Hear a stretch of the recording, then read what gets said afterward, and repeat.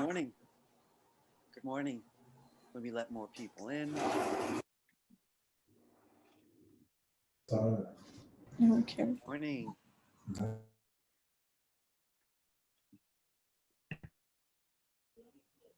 just letting everybody in. Give us.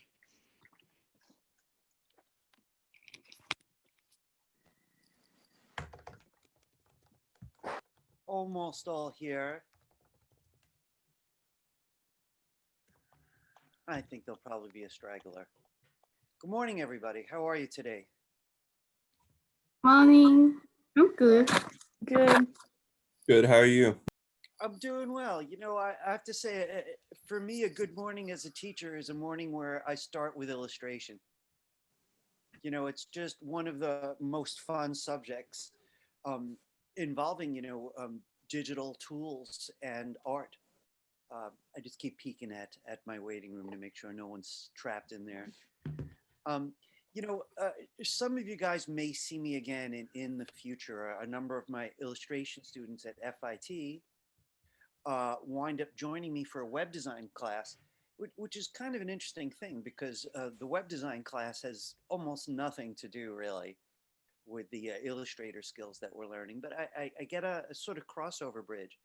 And that's all code. And it's always in January. If any of you sign on for that class and you want to work with me again, you could always check for my name. It's called Intro to Web Design. I don't want to talk about it much, but I'm just saying it's code. And it's satisfying. It's a very creative thing, but more complex, less intuitive. So I like starting the day with Illustrator, really. And I have a lot of cool things to share with you. So let me just give me 1 second here. I just need to grab one thing. A minute.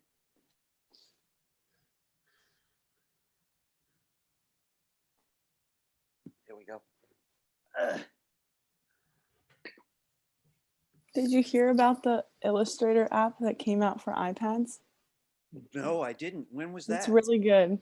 It came out on Wednesday. Wow. It's really awesome. So does it directly, it's the same tools? Yeah, so it's a lot of the same tools, and then there's some like different tools that I guess are just for iPad, and you can just store your like document in the cloud and then it transfers to your computer. Wow. Well, that's a game changer, isn't it? Mm-hmm. So, the thing about the iPads, though, is you still can't draw with a stylus or anything on the actual iPad, or can you? You can use the Apple Pencil. You can. I've not used an iPad much, in the past, really. So it's something that I'm kind of interested in. I know for a lot of people that becomes a new and attractive option, since a number of you had asked at different times about the role of a drawing tablet. And I mentioned that I use something called the XP pen, which I'm very happy with. But some of you might already have iPads, and that becomes really attractive. So Adi's the go-to person to ask. Well, now. before this, you had to download like a $30 app to sync your computer like to Wow. Adobe and your iPad. But now it's like their own thing. It's really nice. Wow, that's exciting. So, guys, listen, I do want to just sort of segue from that to today's material. The thing about Illustrator is it's a very large program, but it's very user friendly in a shorter amount of time than other comparable and comparably powerful programs. So I know a lot of you are already feeling Illustrator, and frankly, some of you are already at the stage where even if the class ended today, you'd be fine provided you made time just to draw in there. Of course, there's a lot of stuff that I have left to teach, and it's really a lot about my favorite tools, the ones I found most useful across fields. And it changes a lot. I do want to say that for years, I used no drawing assistance at all. It was the mouse originally, and then just the touchpad on my laptop, and which made me develop an affection for the pen tool. Since the pen tool jumps from anchor to anchor, drawing tools don't particularly help. You're just placing anchors and pulling to make curves. So it's not about how smooth your hand is. On the other hand, though, I love the pencil tool. It's something we may revisit today, both those tools, the pen and the pencil, as well as brand new features. Um, uh, But that's not to say that, a lot of people aren't going to love having a drawing tablet or Surface, as some of the Windows people use, or now the iPad. There's lots of options. I don't want anyone to feel at a disadvantage, though, not having those things. That's a tremendous mistake to believe that. I was a professional Illustrator user for years without those tools. In fact, even though I have them, I almost never take them out, except for certain kinds of work. One shouldn't feel obliged. Of course, if you in your heart go like, oh, I need one of those things, then by all means, head that direction. If you have some spare change to go buy those tools, uh, we're all going to do this different ways. It's like taking a painting class. Everybody's on the same page for like a couple of months, and then everyone's off on their own. Listen, I want to switch right to screen sharing, but before I do, I just want to say something that some of you may have reached out to me in the last few days or even longer and not heard back from me yet. I was out of town for a chunk of the past week, and then I've been trying to catch up on the email since I got back and have not gotten to everybody. So I apologize that the class is not the best time for individual issues, maybe at the very end, though. If anyone has any questions, I will be checking my email over the next couple days to try to catch up on any of you I may have missed. Let me get right to screen sharing, though, so that I don't, I want to use our time wisely today. Let me just check one quick thing. And I got it. You're borrowing that computer. All right, you could leave the camera off. Appreciate you're letting me know. All right, let me screen share. And I just want to take a quick peek at something. All right. Okay, so here I am back at the home page, and I'm pleased that it looks like everybody's very comfortable getting the handouts and the details from here. I do teach at two schools, and I was kind of shocked recently to realize a number of students were not visiting their own handouts, and of course they were at a tremendous disadvantage. If somehow you've managed to slip through my class without being familiar with this, take a note now, turn this around, because it's rather late. iraworks.com/FIT. You can't really succeed in this class without having this resource. All right, anyway, I'm going to go right to today's class. And you notice class 8 for your section also has assets. You're welcome to load them while I talk, or you could wait for me. I'm going to load them in front of everybody as soon as we need them. And there's also Project 3 Sample, which we got a peek at last week, and we're going to have to revisit today. But right now, I'm going to go right to the handout, because we're not ready for those other things anyway.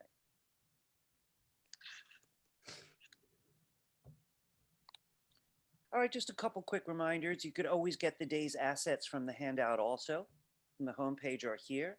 It's always the same assets. I'm very careful about that. Really in there is just the figures that have we drawn any of these figures together yet with the pencil, these sort of model looking figures? I thought so. I'd like to revisit that at some point today, given the time. So we're gonna get those again. I do want to say something about optional revisions. The grades for the first project are online. I've not yet graded the newest project. But on your own time, if you haven't, you should go to Blackboard and see how you're doing regarding the first project. Either project that you think merits a revision, you're not happy with the work. There's two motives. Either you saw the grade and you don't like the grade, right? Or I haven't graded yet, but you know in your heart it isn't going to get a good grade, or you're just not satisfied as an artist, right? Anytime you give me work on time, you're allowed to give me a revision at any time in the semester. If you miss the first deadline, you have to talk to me about how to get me late work, right? But revisions are specifically for people who did the work on time. So you just go into today's folder. Oh, looks like I wrote that twice. I got to take it out here. Let's look at the green one. And once you get into your folder, so this would be the way into our usual Google Drive, you'll see folders in there, one mark revision. So any project you want to revise, make sure it's got the correct name, same as the original one you're revising, and that you add the V2 part before the extension that says Adobe Illustrator. That just lets me know that it's your second version and that you'd like me to review it and consider upgrading your grade. Anybody have any questions about revisions? No? I guess it's pretty obvious, right? But I'm making that door open because you keep learning, you know? Okay. I want to jump right into a couple things, and I'd like you to just have a look with me. We've done some gradients recently, and I loved, just love gradients. And we were focusing on linear and radial gradients, which are the two traditional forms of gradient. Now, gradients in plain English, if you'll know once we look at it, but if you're not used to the terms, I'm talking blended colors, how you blend colors in Illustrator. And there's about 4 ways to do that, and 3 of them are part of the original gradient tool. Linear and radial we did together, and recently, very recently, like the past year, that tool has created a new feature called Freeform Gradient, which I have to tell you is mind blowing. And myself and everyone who uses this program has been waiting for this to happen since Illustrator was born. But I've never taught it before, right? So I'm sticking my neck out today. I had a completely different plan. I just want to say to you very quickly, because we'll see if we get to it. Traditionally, there were 2 tools: the gradient tool, which we got a good start on, and gradient mesh. And gradient mesh is quite a bit harder, and it's what I usually teach today on class 8. Just this morning, I made a last-minute change about 1 hour ago to change it to this new feature. That gets me nervous because it's new, so it's a little untested, but it just seems to me very friendly, give you a lot more freedom with the way you blend colors. And frankly, you're going to need it on this next project the most. So forgive me if I'm not as smooth as I like to be when it comes to freeform gradient, because it's brand new, right? But I think you'll be glad that I stuck my neck out and tried it. So this is the first stop. I do want to mention, do you guys remember the Pathfinders? Did we make a snowman together? So that was, most people are saying yes, some people are saying no. That's not possible, right? But since the no's were outnumbered by the yeses, I'm going to assume that we did that. I am going to revisit Pathfinders today and get a little bit more complex about what we could do with that. And that was the feature that did 2 things. It let us add shapes together to make a new shape, like 3 circles to make a snowman, without having to draw the complex shape. We actually build it into one shape. And it lets us take bites out of things to remove shapes out of it. And that's all called Pathfinders. Today, I'd like to make something cool with it. And then with some luck, do some cool gradients on the product. So that's kind of where I'm heading. I'd like to do more with transparency. Someone had asked me a question, but I didn't officially cover the subject, as well as things related, very cool special effects involving transparency. And let's skip this for a moment, and some more advanced pen tool, because each time we do the pen tool, I hope we get a little bit better. Last but not least, I have to talk to you about 2 nerdy things that I'd much rather skip. And if I was nervier, I probably would skip them. Orthographic drawing versus isometric drawing. I want to say something to you guys. I'd like you really to hear me out on this. The average art school student goes to art school trying to figure out what their major ought to be. Some people are just in love with something, and they kind of know before they get there. I was a young cartoonist from the age of like 12, very devoted. So I knew I needed a cartooning program. I went to the only college that had one, which is the School of Visual Arts. The only reason I bring it up is they learned so many things that I just did not want to do. I didn't want the color theory class. I definitely didn't want the photography class. I kind of wanted the painting class and all these other classes. And I have to tell you, thank God they forced me to do those things. Thank God. You know, seriously, I wound up doing so many art forms in my life that were dependent on those classes, not the classes I would have took as a young person if they'd let me choose. So it was wise that they forced me to do that. I bring it up because sometimes they teach pretty fringy things. Like those of you going into product design, you know, you can actually design objects, you know, are going to need to know about orthographic and isometric drawing. We'll get to this a little later. Some of you want to be illustrators, I hope, and you'd be well off just seeing what those styles are, what those methods are. So I'm going to make it short, kind of an intro. No one in here knows what kind of art you're going to be making in the future. You may have a hunch, but you may be completely wrong. I attest for that. I went from cartooning to illustration to painting. frankly, to filmmaking, to web design and animation, and any number of other things that just all sprouted from the original source. So we have to keep an open mind. All right. I think what I'd like to do though is get us off the ground. I'm moving a little slow today for whatever reason, so I'm already a bit behind. Can everybody join me by opening up Illustrator? So we're gonna start something from scratch. I have a specific size I would like for today. So once Illustrator's launched, just wait. It's telling me I had a little trouble earlier today. I don't know what that was. Now, as you know, you could click Create New from here, or you could do File Menu New. As you've seen, I almost always go to the File menu. File Menu New. I want legal size. Now, what that is 14 by 8.5, but I want the width to be 14 inches, and the height to be 8.5 inches. So that means this guy here should be on the horizontal landscape shape, right? Because we want it wide. So make sure your width is 14 and the height's 8.5. Let's click Create.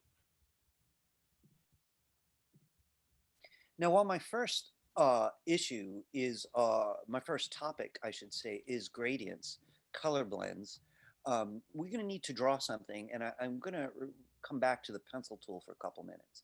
But I am clearing my screen of just about everything that's out just to make some room. I like starting with a clean slate, so to speak. You might notice, though, out here I've got the swatches palette, color palette, gradient palette group that I've been using lately. I'm going to leave that out. When we need more of these, I will remind people how to get them. I do want to remind you now, though, that you could double click the tab on any palette to have it fold up and take less room until you need it. Also, there's this double arrow which does more than one thing. It actually makes me kind of nervous, to tell you the truth. But if yours is floating and you click the double arrow, it turns it into this little mini palette.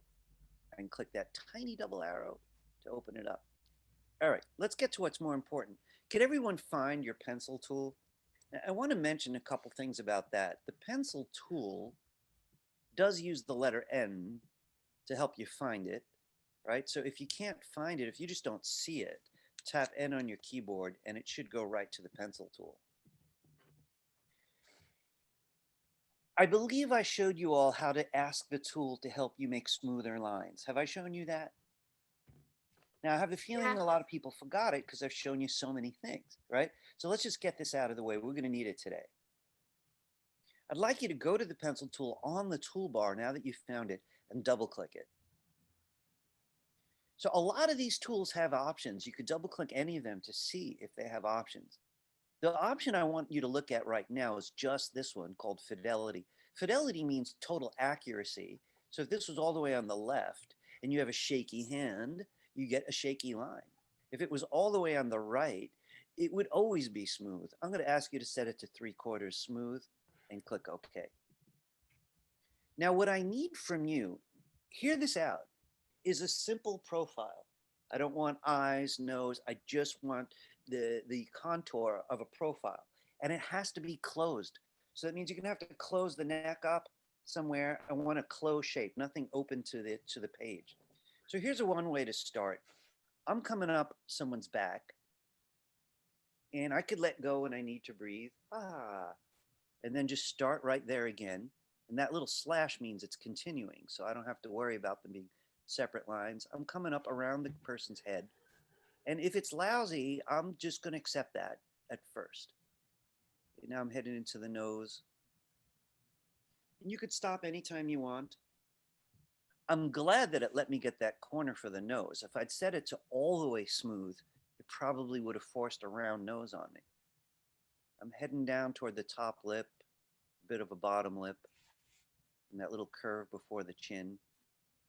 And I'm heading down to the neck. Now, this is an open shape, so I'm going to need to close this up. And that little icon is showing me it's closing.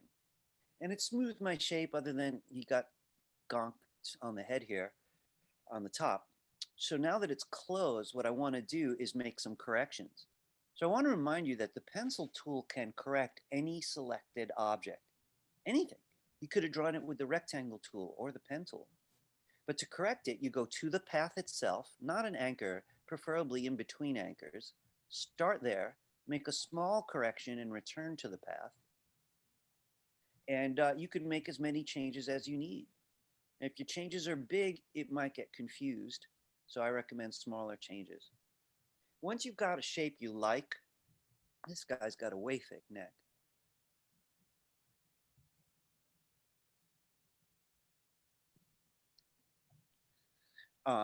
Then you can stop, and I'd like you to fill it with a flat color to get us started. So I'm going to start today. Let me see, what do I want to do? I'm going to make a middle orange person here because we're going to be talking about light and shadow. So middle tones are a good place to start. Also, since we're on a layer that uses blue anchors, and we could talk about whether that could be changed later, I'm going to avoid blue. So once you're done with that head, make sure it's closed, fill it with a color, right? I want to remind you guys about the bottom of the toolbar. To fill an object, you do have to make sure that the fill box is in front, on top. I always use the X key to bring it to the top, then I could choose. I have something else for you, but does everyone have that profile there? I hope you know what I mean by a closed shape, right? Don't be stubborn. Just draw open lines. You're not sketching, right?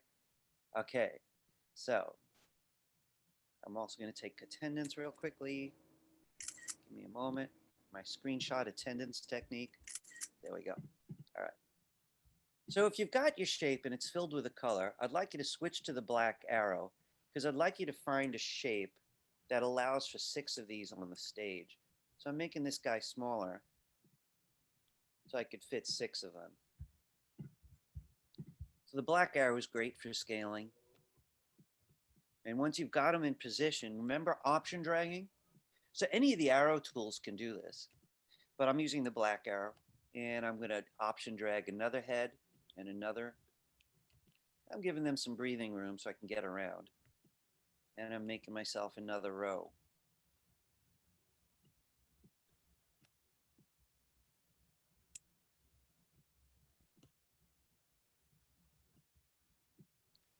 Now, guys, don't be shy. Just turn on your mic and shout out, right? If you need me. Did option dragging work? On Windows, that's alt dragging. Sometimes I forget to say both. It gets kind of tedious, right? Option alt. Option for Mac, alt for Windows. You guys got it. I'm trying to telepathically read over Zoom. I'm usually fine with option drag, but sometimes I pick up a different key before the other, so then it just like messes up. But like I'm fine to like start again. That's my only thing with it. Yeah, I think one does because option does other tricks, so all kinds of weirdness can happen. It's also one of the reasons I always mention the black arrow first, because since the black arrow selects whole objects, you're not going to accidentally copy parts of objects, which the white arrow might do. All right, I'm going to assume that everybody's ready. Please don't be so shy. Remember, frankly, you pay a lot for school. I don't do this voluntarily, though I probably would if I was rich enough to do that. So just shout out questions when you have them. All right, I'm going to assume everybody's ready. I want to go over the gradient tool real quickly before we move into the 2 older features before we move into the new one. So this is what we're going to need. I'd like you to have your swatches out. So again, that's window menu down to swatches. The window menu we use constantly, and it's in alphabetical order. I would also like you to have the color palette out, right? Again, window menu, also alphabetical down to C, just called color. Swatches, then color, and then last, but definitely not least, gradient.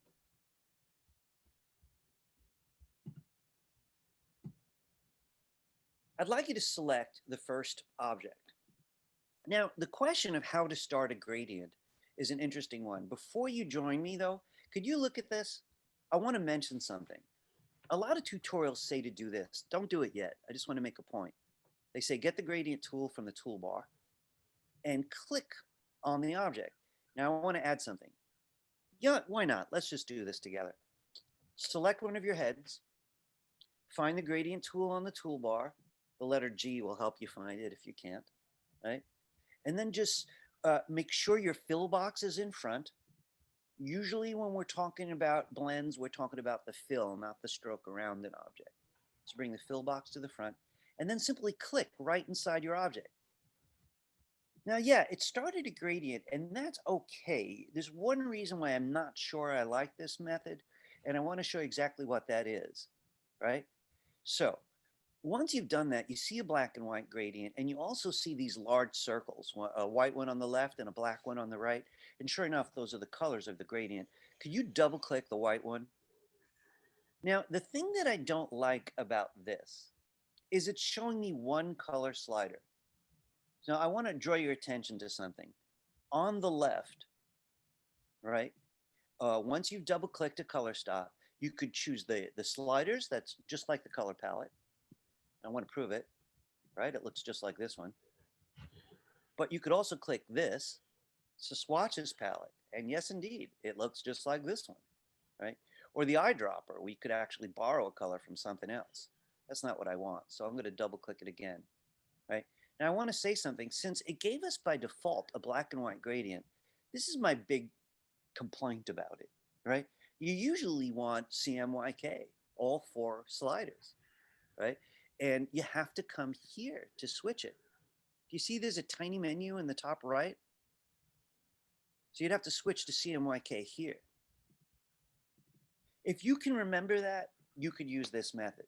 Just click on an object, bring the fill box to the front, and just remember, it's going to give you that one slider. It doesn't think you're using Cmyk. It thinks you're using different amounts of black. So you have to change it from this thing in the corner. Now, let's back up though, and I want to show you another method if you don't like that. Can you Command Z a few times till you get back to your flat color? Professor, Yes.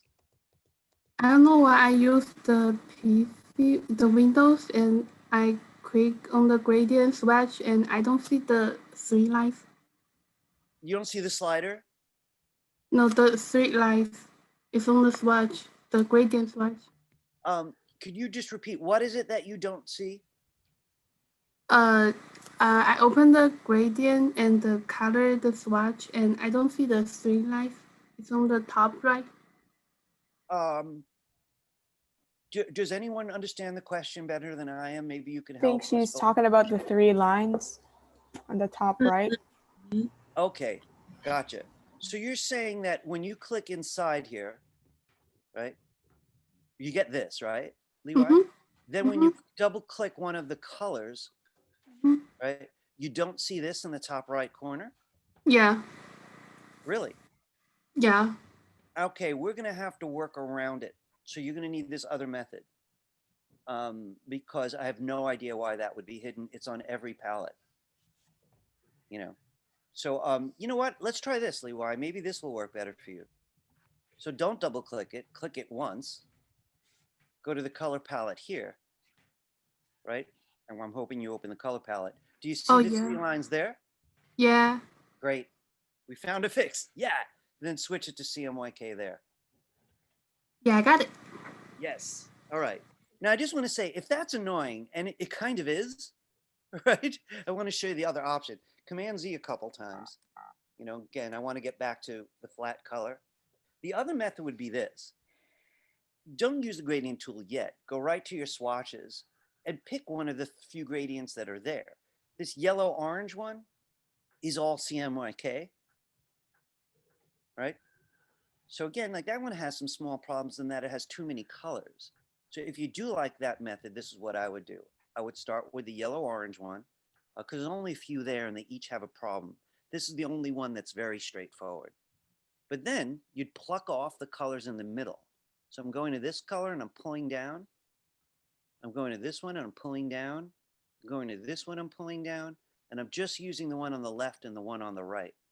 But notice, if you double click either of those, you already got the 4 sliders. Look, this is incredibly nerdy and I'm going to move forward, right? I do need for people to know how to start a gradient. So the short idea is either pick one from the swatches and adjust it, or just double click with the gradient tool and work with the black and white one and adjust it. Are there any questions so far? Can you repeat the No? second method? The second method, yeah, the second method is really just to avoid that the black and white uses spot color, meaning it doesn't have CMYK options. So if that bothers you, you know, all I was saying was the easiest pre-existing gradient is here. I select my object, same as before.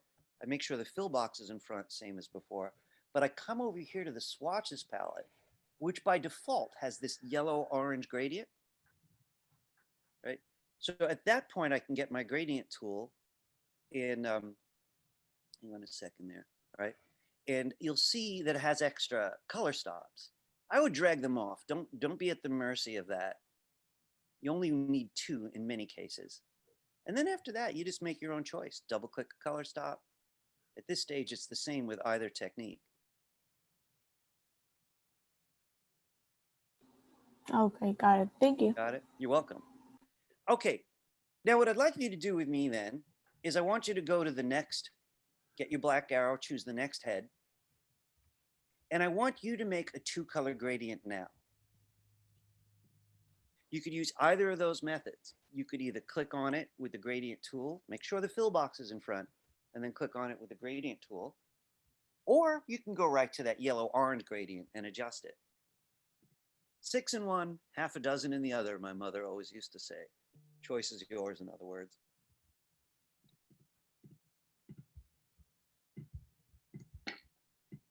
She was a wise woman. Anyway, okay, I'm going to join you, right? So I like both methods. I guess I'm going to go with the black and white one right now. So I click inside of it, double click it, I should say. Oh, I should add that if you've been messing with gradients, it automatically uses the last one you used that day, right? So that's all right. Okay, now what I'd like you to do though, is I'd like you to set up the left side color to be something rather light. And you could hit return or enter to accept it, double click the other color, and make sure that it's something very dark. And it's up to you what colors you're using today. I want you to remind yourself that you can move this little diamond, which adjusts the meeting point of the 2 colors. By default, it's 50-50. 50% of one color, 50% of the other. But you can move that 50-50 mark over to create a different sense of light. All right, I want to quickly go over the gradient tool itself. So let's bear with me for a minute. On the toolbar is the gradient tool, right? So that's this thing on the left over here. On the right, I've got the gradient palette that came from the window menu, and I'm going to be using both today. The gradient tool is the tool that produces this little bar. I do want to mention something quickly. Every now and then you'll sit at a computer and that bar is gone, you know, which is weird, really. But I'm going to take a quick look under the view menu to show you something. It's called the gradient annotator.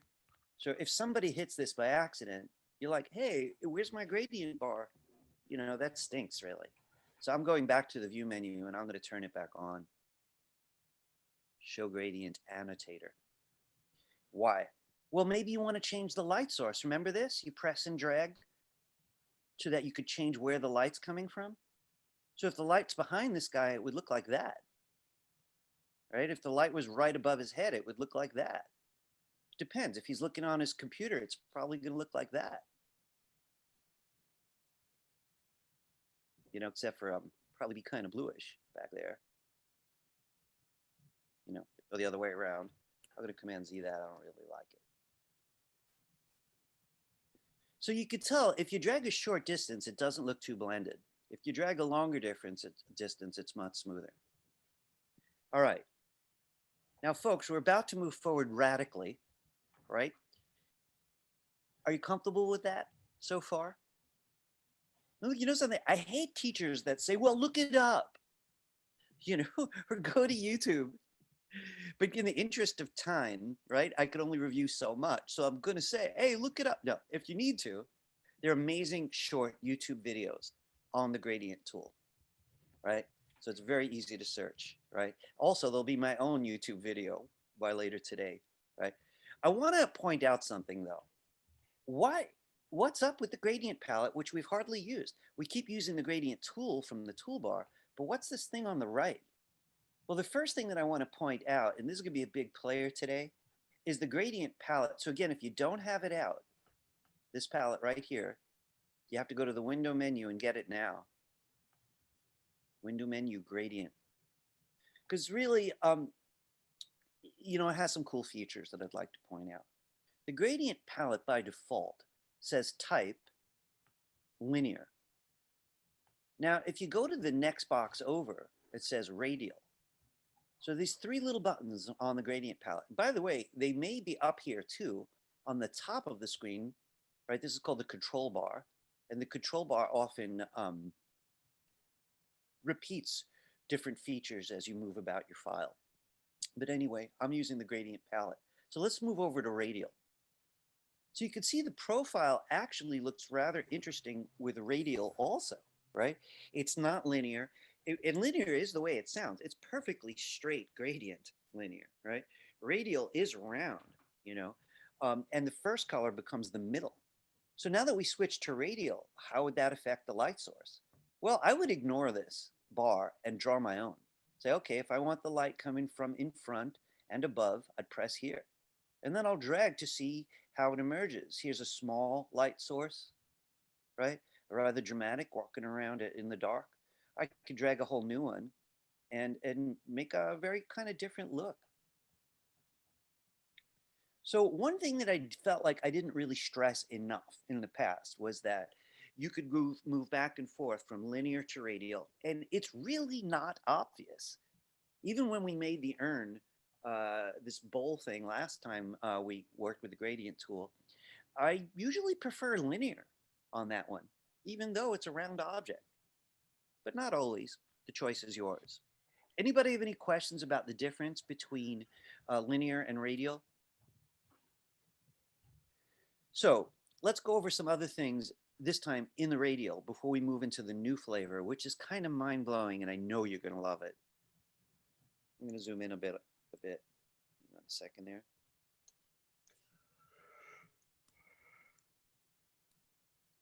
Okay, now we talked about moving the diamond, but I do want to mention you can, of course, move the colors themselves closer and further. It's got a different kind of way of blending. Let's go ahead and add a color. Frankly, to tell you the truth, though, I wouldn't do that on a head, right? I mean, really, it's the same skin, just with different light. So two color stops is probably enough, but let's see. To add a color, you could do it either from here, right beneath the bar. You see a little plus sign will show up. Or you could do it here, right beneath the bar. It'll have the exact same result. Just make sure your object is selected. Your fill box is in front, because we're talking about fills. So you can click anywhere you want to add a color stop. You'll see that little plus sign. You might have to move your mouse around a little to find it. Once you have the color stop, double click it, and you could choose a different color that you'd like to add. And hit return. And of course, I've got the same freedom to move that color around and move the diamonds beside it. That looks a little better than I expected it. I kind of like the warm color beneath the chin and the cooler color above. You could add as many colors as you want, but after a while, it's just going to get silly. So I'm going to grab that color and pluck it back off. Don't be shy, okay? We're the same tribe, and the one reason I teach with passion is because I want the next generation of creatives to be creative. So feel free to ask questions. Is adding colors and removing colors easy? All right, this next thing, right? I got to tell you, this completely blows my mind. It just came out last year. I avoided it as a teacher because typically my students have different versions of the software, and also schools don't usually upgrade right away. They often wait a year to make sure a new version is stable. And now I'm hoping that everybody in here is got the same version of Illustrator. Given the way FIT arranges things, I'm pretty confident we're all in the new version. And so I'm going to stick my neck out for the very first time and talk about the third option of this tool, which is, again, very young. So I'm going to do my best. Could everybody select the next head? So you got a linear one, you got a radial one, and now we're working on this last one. Just give me a second here. Somebody needs to get in. All right. Now, by the way, I'm hoping everyone's figured out some way to be comfortable zooming in, zooming out. And there's so many ways to do that that I really don't want to go over it. But I will mention, if you're not comfortable yet zooming in, zooming out, get the navigator. So I'm going to do that. I'm going to go to the window menu and get the navigator.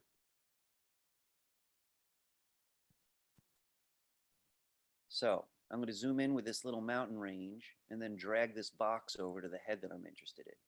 I can go to anyone I want in the navigator. It's what I love about it. But I want a new one. Window menu, navigator.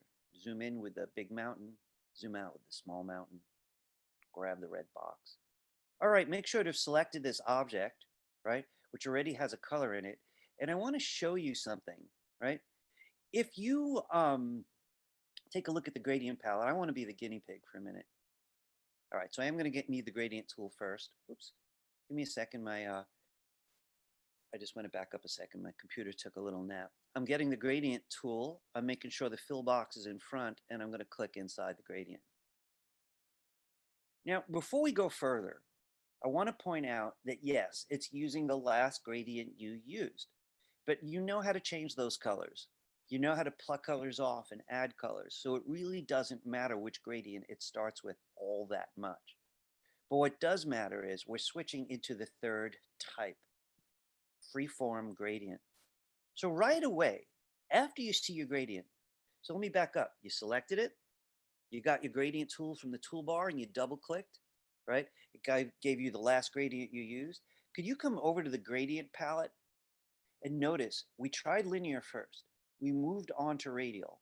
The third one to the right is called Freeform Gradient. This is brand new. Please click it. Now, this is just amazing. Don't be surprised that it completely changed your gradient, right? That's okay. We're going to deal with it. I want you to notice that there are four color stops. You may have less, you may have more, right? But I do want to just back up for a minute for anyone who whose mind took a break. So I'm going to back up for a second. This is where I started. I got the fill box in front. I made sure my object selected. Then I got the fill box in front. I took the gradient tool and I double clicked. Then I went right away to the gradient palette. We're talking about the third type, Freeform Gradient. Now at this stage, the color stops that are there are loosely based on what you had. But what I'd like for you to do is press one of them and drag it to see what it does.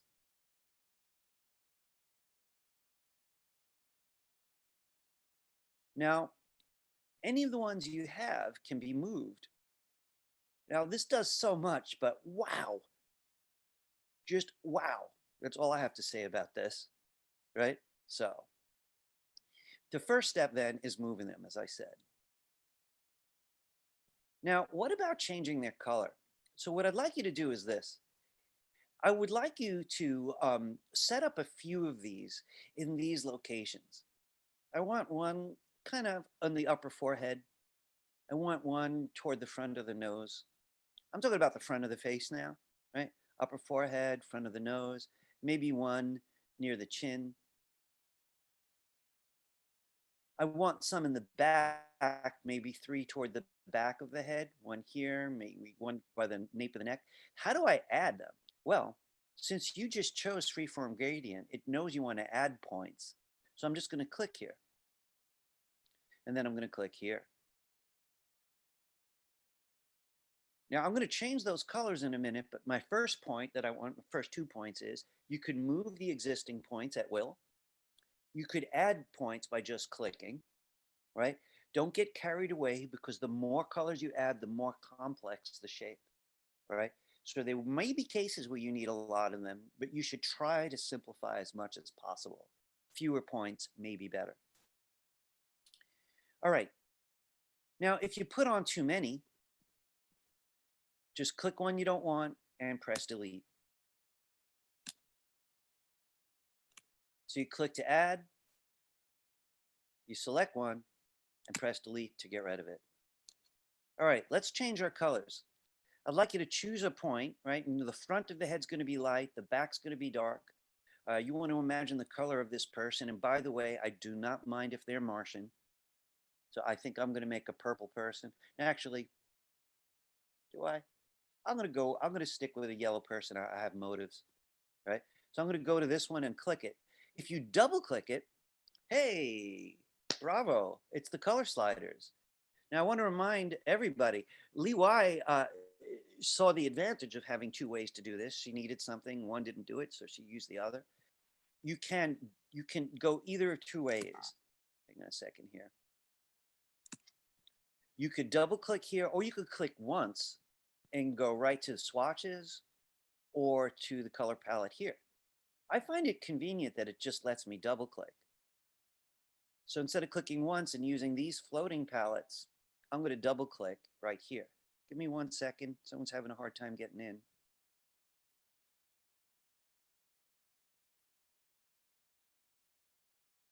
All right. So you double click it. All right. And pick your colors. So I'm going with a yellowish person. Did I hear a question? No? Hey guys, listen, I got to say something. If you have internet problems at home and that makes you late, you are forgiven. If you're just late because you're late, you're just wrong. And I say that with great judgmentalness, right? Internet connections are not your thing, right? So that's why I don't try to figure out who's who. I cut everybody slack because if it's on you, it sucks and you're not going to be very good at this because you miss everything unless you keep watching the YouTube videos and then you have to take my class twice. If the internet's slow, man, I feel bad. I really do. I'm sorry that happens. It happens to me too. You've seen it happen to me before, right? Make use of those YouTube videos to try to catch up. You could notice how much you missed. Go back, watch the first hour or whatever. Okay. Because I can't repeat for people showing up at different times, even as much as I'd like to. So you hit enter every time you like a color. So you could double click, set up the colors you want with these sliders. Remember, there's the spectrum bar at the bottom, which is useful, or the sliders themselves. We hit this early in the class, and I'd like you to move around it and make whatever choices you feel like you need to make the most out of this artwork.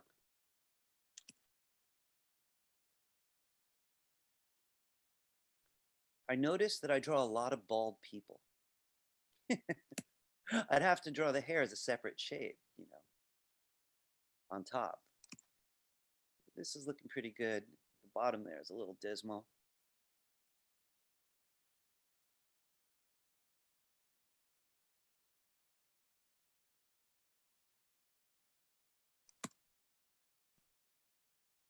What do you guys think of freeform gradients? Anybody? I see a couple people are suitably impressed. That was cool. You know, I had really, used it. I had What's used that? it in the background of my last project, but Oh, very like amateurly, like not really knowing how to use it. So I kind of to be guessed. honest with you, I'm new to this. You know, the only difference is I've done so many versions of blends and gradients over the years, trying to force the program and other programs to do what I would like, that it was easier for me to adapt to. But I have to say, I think it's fairly intuitive, and I don't think it'll take long to feel confident in it.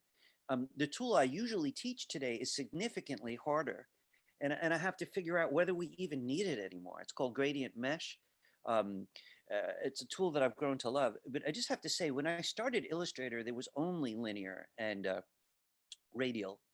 And then I got this job from McGraw-Hill, you know, these publishers. They were doing children's books, and they needed me to draw a book on hurricanes, which is a cool subject, really. The thing is, the hurricanes were anything but linear and anything but radial. They were just wild. And I was lucky that the first tool came out that it called Gradient Mesh at the time to let me do crazier gradients. But this tool, at the moment, I'm thinking this tool blows it out of the water. All right. I want to show you one more thing, though. Right? Okay. Could everybody get to the next one? So I'm going to zoom out a little bit. I'm going to choose this guy down here and zoom in on him. So actually, I could just do it from here. the navigator. Or just choose your next one. Okay, the topic is still gradients. It's still the same two tools, and we're still focusing on the new feature, Freeform Gradient. But bear with me. If you're doing a bowling ball, don't use a Freeform Gradient. Use a Radial Gradient. You're doing a planet, really just, be clear what suits it. Don't get complicated for no reason. We did a bowl or an urn. Linear is pretty great for that, despite logic. This is for complex shapes, maybe like the human head. So what I'd like you to do this time, again, is get the gradient tool, double click on it, all right? If that didn't work, you had to bring your fill box to the front. You could try it again. And I want you to go right to the gradient palette one more time. So it used the last gradient that you used, and it sees that last radial gradient as the last one. So just click right on the Freeform Gradient button again. Now I want to show you something different. Freeform Gradients works with points, which I love, and it almost makes me want to skip the other feature it has, which is working with lines. Could you guys watch this? Because it's a little hard for me to put in words. Check this out. I'm on the gradient palette, and I chose Freeform Gradient, so point shows up as the default. But if I move to the right, this is called lines. Now watch what I'm going to do. I'm going to click maybe down here. Hang on one second here. I'm a little surprised by something. Let me back up a bit.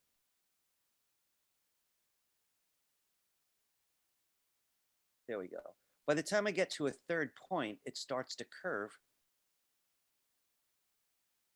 So it's actually made one smooth line echoing the back of his head. So I'm going to do that again because I didn't really like that demonstration. So I'm going to go back to the beginning where I was here. So this was my orange guy. I got the gradient tool and I double clicked him. I ignored the current colors, and on the gradient palette, I went right to the third type, Freeform Gradient. Now, points were good. Right now I'm exploring lines, so I'm clicking the lines option. And then I come in an area where I'd like a line, and I click once. I go some distance, I click twice. Then I go another distance, and I see the curve starting to develop. I click again, and I could keep going. Seems to me, by the time I get to the third or fourth color stop on a line, right, the curve develops. Then I can go back and double click any of the ones that interest me. Oops, didn't mean to do that. Hang on a second. Again, I told you I'm a little new to this, so I guess after I make that last point, let me just try something here for a minute. I should probably deselect, I guess. I'm going to deselect by holding down Command and clicking outside. This one's a little complicated, so give me a moment. I got to figure out the best way to stop it. I'm wondering if I should have hit Enter. Again, it's a very new feature, so I'm just going to be the guinea pig one more time. I apologize for this. Again, usually I won't teach a new feature. This one was just too good. So.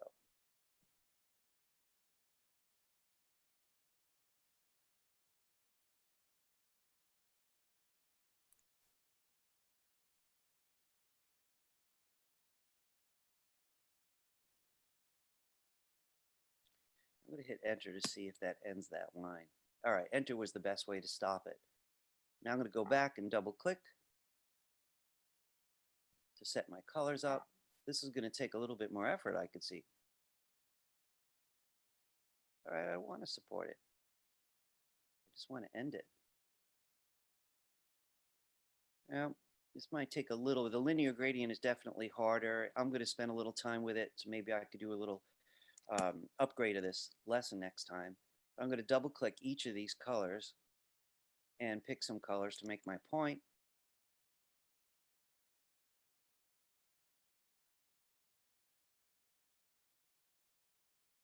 And you can see it's another way to see a way to sculpt an object. I could still go to any of the others, any of the other points. I got to be in the gradient tool for this. Click on any of these, and I'll just make sure that I set it back to point if I want it to be a point.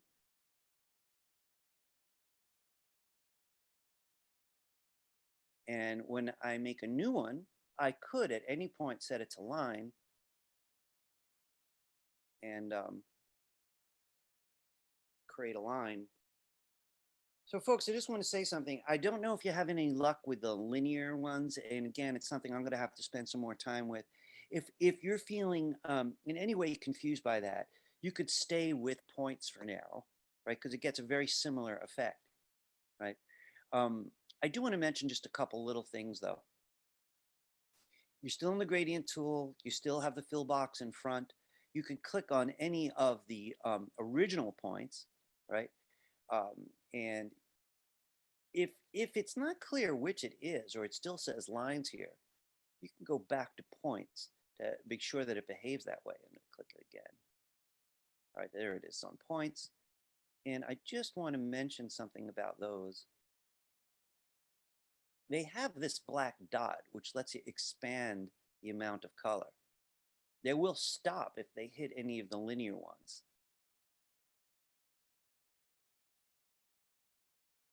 This one here is not getting that feature, so I'm a little unsure why that is, but these two are.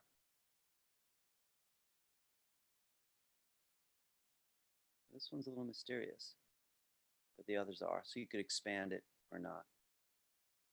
So this is what I'm going to ask you to do before we move forward.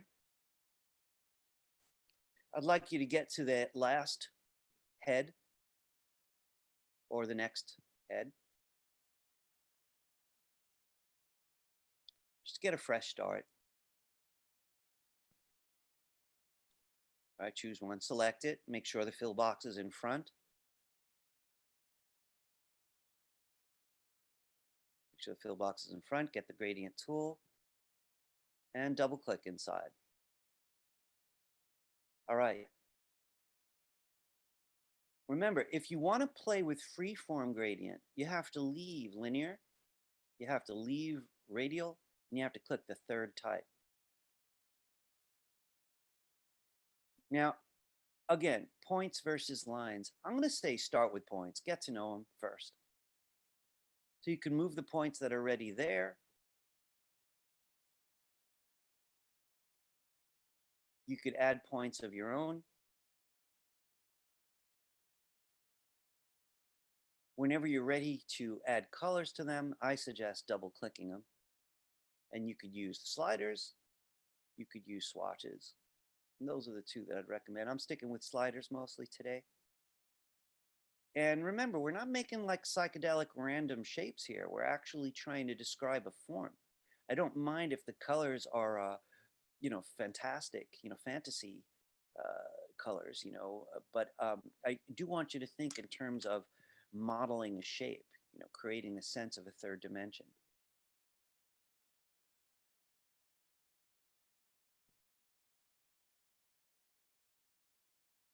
I'm using a kind of purplish kind of color to describe the back of the head.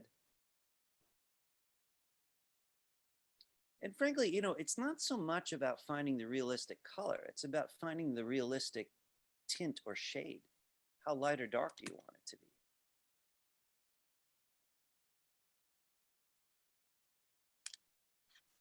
So I'm going to stick with these for today then.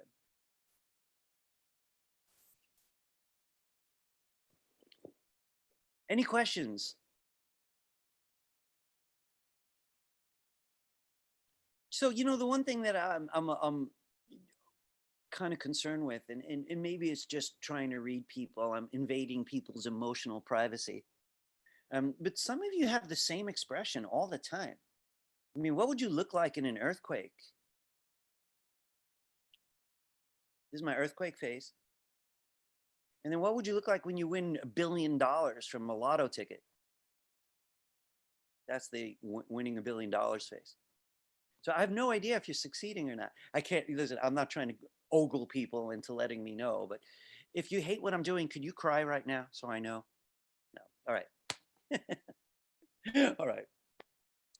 I want to move on then. All right. If I'm not getting questions, I assume that this is just easy. right? So, all right. Here's that whole page. Hang on a second, there we go. And you could see, I left one guy out here, but I've had all these different versions of the gradients. I think I just want to add a small detail to this. Let me move some stuff out of the way. I kind of feel that these kind of complex colors would be better without strokes. So I just selected everything with my black arrow. And I'm going to the stroke feature at the bottom of the toolbar. And I'm bringing it to the front so I can click color of none. That little slash beneath it's a fast way. And you can see now they just have a sense of light. They're reacting to the light of the page.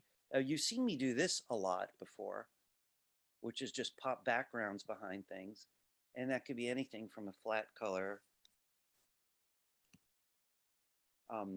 just to see how colors will affect what I'm doing. This one looks kind of cool against the yellow. You know, of course, I could work with gradients there.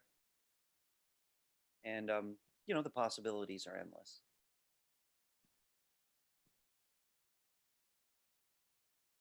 All right, no questions, huh? I honestly don't mind questions. I hope I'm making that obvious. All right, maybe this is easy. I said that before, you know, by the way, I love Photoshop. Love Photoshop. Secretly, I'm not sure how I feel about teaching it. You know, there's a steeper learning curve. You know, I do teach it, but I feel like this is a little friendlier in some ways. All right, in any case, let's get a look at the handout. I'm going to get a look at the handout. That was the new subject. I want to return to the Pathfinders a little bit, and we're going to take a break kind of late today. I want to get to the Pathfinders. Some of you didn't remember that we did it at all. That's all right. I want to start something new. Could everybody open a new page, file menu new, or just Command N? And let's go with the same size. That seems good for us today. If you came late, you could use a different size page. It isn't going to make or break anything. I want to go over something really quickly, but I do want to remind everybody the feature we're talking about is Pathfinders, and you find them under the window menu. So we've got a lot of stuff out. It's all alphabetical. So if you come down to P, here's the Pathfinder. We got a peek at this and maybe this, but I'm going to go over these two. So I just want to say something. The Pathfinder, most people say, oh, the Pathfinders, and there's 10 of them, even though this says shape modes on the top and this says Pathfinders. That's a small distinction. They're all Pathfinders to me. Can everybody join me on a quick exercise? I want to do this one really fast. So I want you to draw the 3 ellipses. We tried this once before, and I want you to overlap them like a snowman. If you don't like them, by the way, the ellipses are hiding underneath your rectangle tool, quite possibly. If you're just having a hard time finding it, press L. One of the things about the Pathfinder is you want to arrange the shapes you're using to build with just right before you actually use the Pathfinders. I'm going to take these 3 shapes that are overlapping, and I'm going to join them together. So 3 overlapping ellipses, and then I'd like you to select all 3 with your black arrow. The very first of all the Pathfinders is Unite, and it's probably the most powerful. You just click Unite. So I want to point out the main thing that happened there is it is one independent shape. The anchor points are exactly where you'd expect them to be, right? But the old anchor points, the old paths are gone if they're not necessary anymore. You could fill it at that point with any kind of color you want, from flat colors to gradients, and you can use anything that we learned today. Now I need to move into, this is a bit of review. Is that easy? I'm hoping it's crazy easy. The thing that isn't easy is like, when would I use this? Gosh, I'm going to show you. There's so many things that are just better built. than they are drawn. Not sure I'd make a face this way, but there's all kinds of things that I would make this way. I want to remind you, though, about how one would remove a part. Last time we did this, I believe, I could be wrong, right? I wanted to make a shape to take a bite out of this snowman with, as though it was the icon for an ice cream company. They wanted a snowman, but they want a bite taken out. So what I'm going to do is I'm going to do my best with the pencil tool to draw a bite shape and close it. Now this looks a bit like a paw, I realize, but don't let that fool you. I do need a closed shape, and I don't care what the back looks like. So it's really these are going to be my teeth marks. And then I just closed it so I could use it. To use it, I want to get it to bite size and figure out where I want the bite.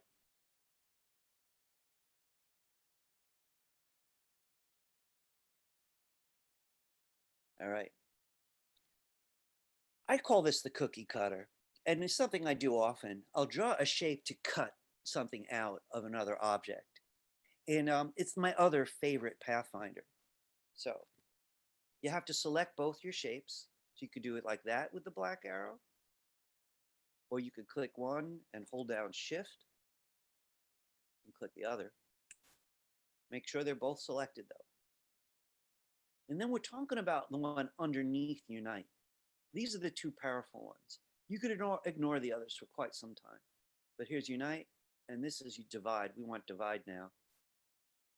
Now, once I click Divide, I've now got three shapes. I got this one, but I can't get at it because this is a group.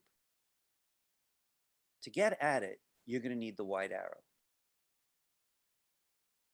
The white arrow is the one that selects anchors,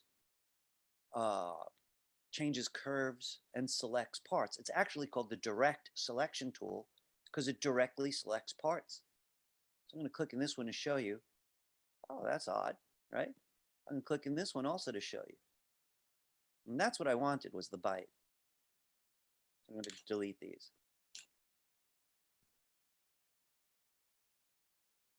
Did it work? Right? Hey, listen, folks, those of you who are bored, I really do hope your major satisfies you. You know, I've never met a bored artist who could make art. You know, but I was forced to take classes I hated. So it's karma now for me. Anyway, okay, here we go. Let's make something much more complicated then. All right. I want you to imagine something with me. Do you know those old-fashioned lamps? So I'm not talking like, you know, the kind with the arm or anything. I'm talking what I think of as a grandma lamp, you know, like an old person lamp. It might have a big lampshade, and maybe that lampshade is kind of like got a kind of cool shape. Maybe the lamp itself looks like a genie bottle, you know, underneath this crazy lampshade. I want to make something like that together, but I want to do it by focusing on the Pathfinder. So I want to do a couple things with you. One is going to kind of involve how to make a column, because essentially a lampshade is just a column, but we're going to make it a little cooler than that. All right. Hope you're ready to join me on this one. All right, here we go. Could everyone get the rectangle tool? Now I'd like you to start with flat colors. So can you choose yourself, make sure the fill box is in front, and choose yourself a flat color for your lampshade. And if you want to keep the stroke, you can. My stroke's currently black, and that's okay. And remember, the sizes don't matter a hell of a lot in Illustrator, because we make things bigger and smaller whenever we want, right? So you want a rectangle. That's going to be the lampshade. We're going to start with that first. This is going to be all about divide, right? So what I really want from this lampshade is I want the left to be puckered, you know, pulled in, and I want the right to be pulled in. And here's the way we're going to do it. Can you switch to the ellipse tool? Now what I'm looking for is an ellipse, something like this.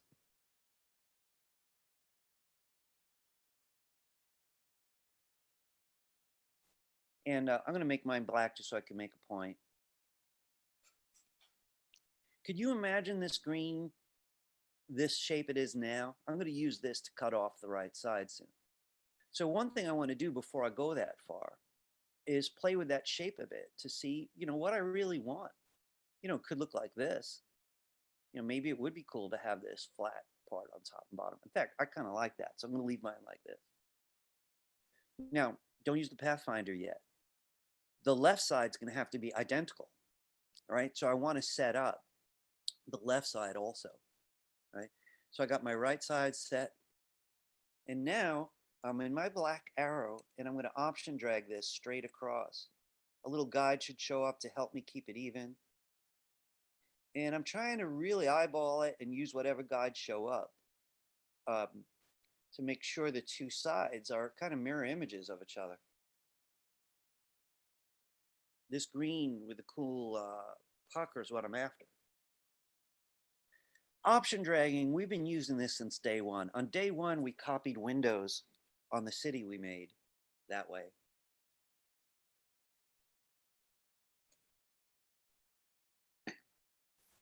All right, you kind of see where I'm headed, right? I'm going to select these three shapes and hit divide. And then I'm going to get my wide arrow to delete the ones I don't like. So I'm starting with the black arrow because it's easier to make sure I select all three. I could press and drag over all three, or I could click one, then add shift, keep it down and click the other two. Both methods are good. Just make sure those three are selected and nothing else. We don't want unite, we want the one underneath divide. So now that I've divided them, I don't have three shapes, I have 5. And I'm going to get the white arrow to select them. Now this is a group, and that's the only reason why the black arrow won't work. It moves the whole thing around. So I have to click off and use the white arrow instead. Well, I'm getting rid of my cookie cutters or my lampshade cutter until I have this. Now, I got a nice shape, but I want the top and bottom of the lampshade next. Don't be shy. Your grade does not go down because something didn't work, really. Everyone's got their poker face on. Okay, that means we're good. All right, let's move on. What about the top and the bottom? So I got to say, one of them isn't even going to need the Pathfinder, and the other one will, right? So what I want you to imagine is you're taller than the lamp, right? It's on a short table and you're standing above it. So naturally, you'd see some of the top, wouldn't you? Right? So I want to do the top first. Could everyone go back and get the oval tool? What I'm looking for now is an oval, something like that. I'm going to get my black arrow to help once I've drawn it. And I could change the shape if I need to. That was not a bad start. And it depends how deep you want it. Like if I do it like that, I'm really standing over it. If I make it shallow, I'm kind of looking across it. So, a deep oval is always going to make it look like you're looking straight down on a column. And I'm really standing over this. For myself right now, I think I'm going to go with something a little more conservative. All right. I'm not really focusing on color right now, right? I'm trying to shape I'm going to need. So that's going to actually be the inside, right, of the lampshade, right? So I'm going to have to think about that in terms of color later, right? I definitely don't want to join it. But the bottom is going to use the Pathfinder. So if you've got that oval, you're ready for the next step. Can you option drag this one straight down?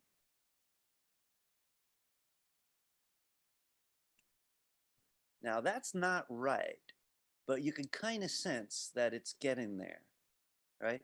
I option drag that oval because I knew it was the right shape, right? I didn't have to draw a new one. And I'm dragging it down to the bottom. But it's physically impossible to see both the underside and the top at once.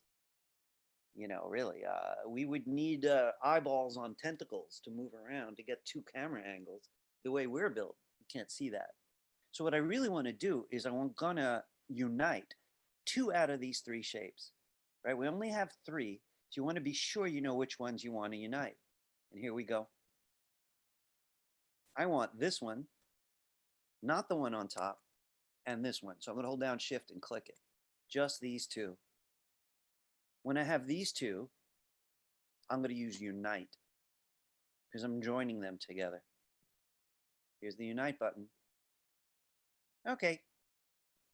It turned black, no big deal. I'm going to give it any other fill so I can see what I'm doing. I got the curve I want on the bottom. The only problem is the stacking order changed. Right? So I'm going to do that one more time, and then I want to fix the stacking order. A lot of you guys remember how to do that on your own, so you can go right ahead without me. I'm going to back up a minute, though. So this is where I was before I used Unite. I got the black arrow, and I selected these 2 shapes. This one's going to be independent. These 2 are going to be joined. So I'm clicking Unite. I'm getting a different color just because that's too dark to see what I'm doing. Now, for whatever reason, when you unite things, they sometimes come to the top of a stack. I don't really know why, but they do. So I want to send it back. I don't need layers for this. I'm sitting on one layer now, but the stacking order on that layer isn't the way I want it. Do you guys remember Command left bracket or Control left bracket? It depends how many objects you've drawn. I might need the Shift key to send it all the way back. I'm going to go with the plain old Command left bracket. And if I do that too many times and it doesn't behave, I might just add the Shift key, which means go all the way.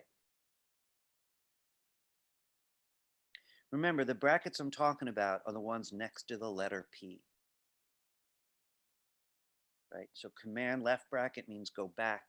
Command right bracket means come back to the front. How's your lampshade? All right so far? It's dying for gradients, but we're not done yet, right? So I want to do one more thing. So you know, if this kind of lampshade, so I really have a fondness for this old school stuff. Brings me back to my, I didn't know my grandparents, but I had this old lady who lived next door to me, always acted like my grandma. I love thinking about her, and her whole house was furnished with stuff like this, with weird little beads and ropes hanging from the lamps. Anyway, let's build the actual lamp, right? So the lamp, I'm going to make it out of rectangles and circles, and I want to show you what I have in mind. I don't mind if you improvise a little bit on this one, right? So I want to show you what I've got in mind, though. So I'm going to build the lamp off to the side and then put them together. So I think what I want is I'm going to make a big oval base for my lamp. And a little bit like a snowman, I'm going to add another oval. Get the black arrow to move that around. All right, these are going to be joined eventually. And I think I'm going to give it a rectangle, which is going to be the stem.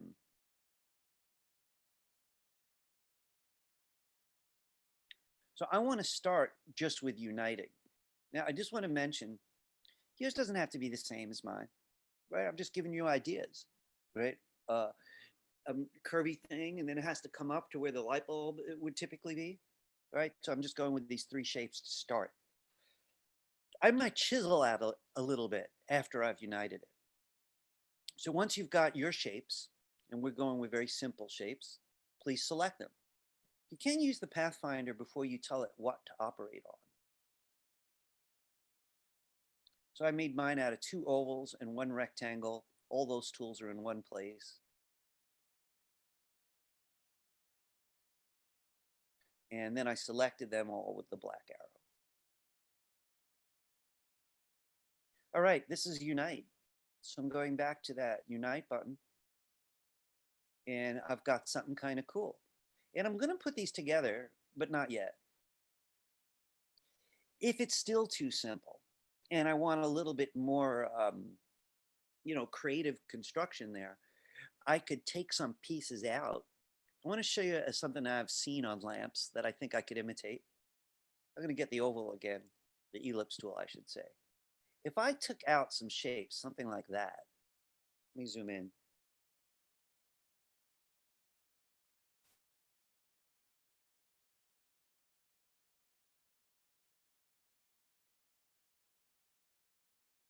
I can get a kind of a very elaborate stem. I don't know if this is going to look good. I'm rethinking as I go. I'm trying to imagine what it would produce once I cut these out. I'm thinking about cookie cutters again. And I'm just, trying to imagine before I do the other side. I'm going to stick with this. I think it might be okay. So I'm not going to cut them yet because I know I want the same two on the left. So I'm going to option drag when I'm ready. And then now it's a little easier, I believe, for you to see what my intention is. Right? I want that middle part.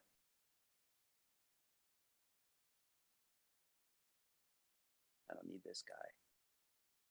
So I united, and I just noticed how much like a guitar that looks. Maybe another day with a different group, I'll do guitars. But right now, I want to take these four out. All right, I'm going to select the whole thing. Knowing that these are the cookie cutters, I'm going to click divide. The one thing I need for you to remember, because it really isn't obvious, it's only the white arrow that's going to let you get at those points. The black arrow just can't do it. I mean, the only way the black arrow could do it is if I double clicked. I'm in isolation mode. Now it would let me use the black arrow, but I haven't been focusing much on isolation mode. So I'm coming up to the left here and I'm going to click until I'm completely out. So I'm going to use the white arrow. All right, white arrow then. I'm going to take the parts I don't want because it divided into many parts everywhere they overlapped.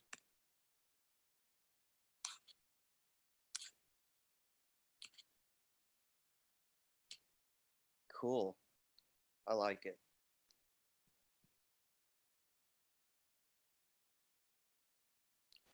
I hope I'm getting people interested in the Pathfinder. You know what I mean? I love to draw, and if I'm sketching, I sketch.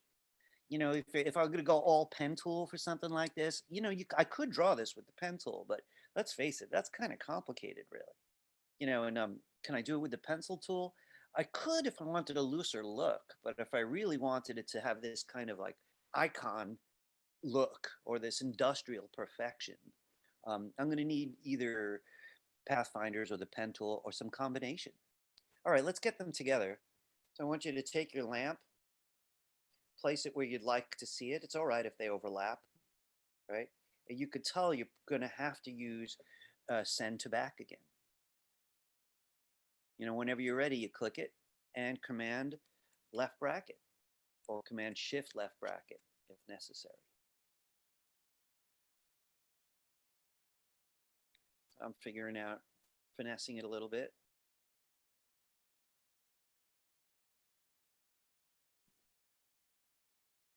And where'd this guy come from? Oh, there we go.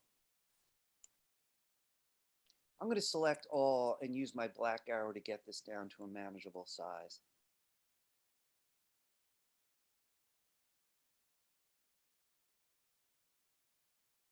Okay, I know I usually give you a break by now. I just want to finish this one exercise and we'll break. What I want to do is talk about gradients. Now I want to give you my own impression of what kind of gradients I would use on this. I don't think I would use freeform gradients. I'm not sure that the shape really needs it. I always try the simplest gradients first, see if they work, because simple often is beautiful. And then if it doesn't work, I'll get complex. So here I go. I'm going to start on the outside here. In fact, this color's bothering me, so I'm just going to give it any flat color for the moment. There we go. I'm going to start on this. So if I wanted a gradient, I could go right away to the gradient tool. So I'll select it. I make sure the fill box is in front. That is really important. And then I get the gradient tool. I'll double click. So it gave me the last gradient I used, and I'm just going to take the wheel. At this point, I'm in a linear gradient. Here's my gradient palette to prove it. And it looks great. So I'm not going to change it. What I'm going to do is change the colors. So if I want a red lampshade, I'm thinking light and dark, right? But you know something, actually, I want to change my mind about something. There's a light bulb in there, right? And if the light bulb was on, right, it would affect the lampshade, wouldn't it? I mean, it would have to. Otherwise, there'd be no light in the room. So I don't think linear is going to work. I think I have to go with radial. So I'm going to switch to radial. So again, that's why I keep this out. Here's radial. If I don't like the colors, I double click them. I'm going for a red lampshade. So I want a bright color that might be part of the red lampshade. I'm going to double click the last color, go for all out red over there. And let's see what's going on here. I just noticed something. I don't know what caused it, but I want to show you something. I got my second color set to an opacity of 0 on the gradient palette. Let me see, is the first color doing that? No, just the second one. So I could fix that myself. I'm a little surprised. This is more what I was after. If you ever notice this is set to 0, you're getting a transparent color. Another subject. But right now I'm going to play with these two until I get what I want. Double click it. Can you do it again? Can I do that again? Absolutely. Absolutely. Yeah. All right, here I go. Let me back out. I'm going to Command Z back to a solid color. All right. So I could double click with the gradient tool, but you know something? I'm starting to not like that, honestly, because it gives me the last color, and that might not be a particularly friendly color. So I think what I'm going to do instead is I'm going to go to the yellow and orange gradient on the swatches palette. I keep mentioning it because it has no transparency, and all the colors are CMYK. So I'm going to pluck off the ones I don't need. And then I'm going to start adjusting the colors. I hit enter. Every time I like a color, double click it. And then I pick the colors I want. And I hit enter. Thing is, I already discussed the idea that the linear gradient probably isn't the best. And I could change it at any time I want. So I'm looking over here, it's linear. I'm going to go with radial. So there's where the light bulb would be, right? And I could play with the slider to get that luminous quality of the bulb on the inside. I could, of course, drag whole new bars like we've done before to get a similar effect. I think I'm going to do that.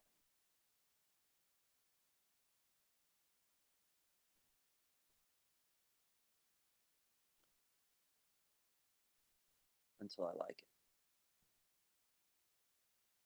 How are you guys? All right? That's a good argument for radial gradients if I ever saw one. I want you to figure out how to handle the oval on the top, right? And the body of the lamp. So it's up to you how you want to do it. I'm going to go with gradients for all of them. And the yellow-orange gradient is friendly, as I said. The blue one here has got transparency. It's hard to work with. The black and white one only starts with one color. It's hard to work with. I wish they had one perfect one. This is the best they have. So I'm using the yellow-orange one. And then I'm going to get the gradient tool. Pluck off whatever I don't want. And decide whether I want linear or radial.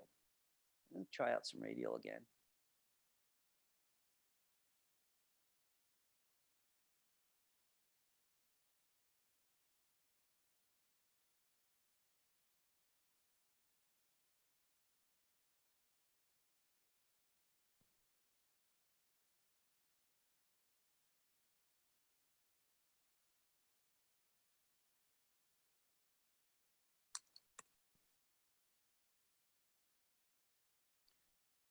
Picky, picky, picky.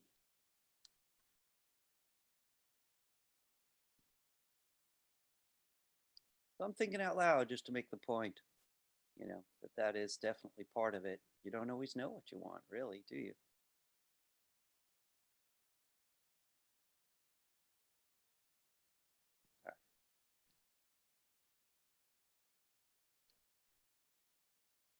whenever you're ready, you're going to choose the body and figure out which way to go. And sometimes, it's really hard to say.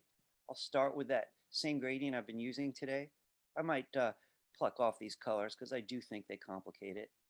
You always have to have two though. And then I'll try out. So this is the way radial looks there, and this is the way linear looks there. Since the light's coming from inside the lampshade, I think I am going to go with radial. Get my gradient tool and say, well, the light would be up here.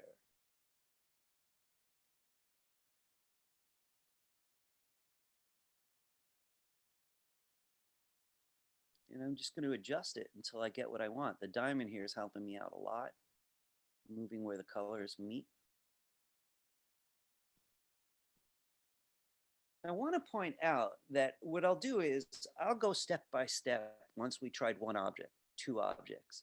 But by the third and fourth, I start to go quicker because by then it's really about your exploration and your sense of independence. The last step that I would like to try and then take a break is I would like to get the strokes off of it and see what it looks like against different backgrounds. My strokes, and I look, by the way, it's not that I have anything against strokes. Sorry, guys. My cat is on the couch and she's not allowed on the couch. Hey, you. Yeah, I'm talking to you. Give me a second. Off.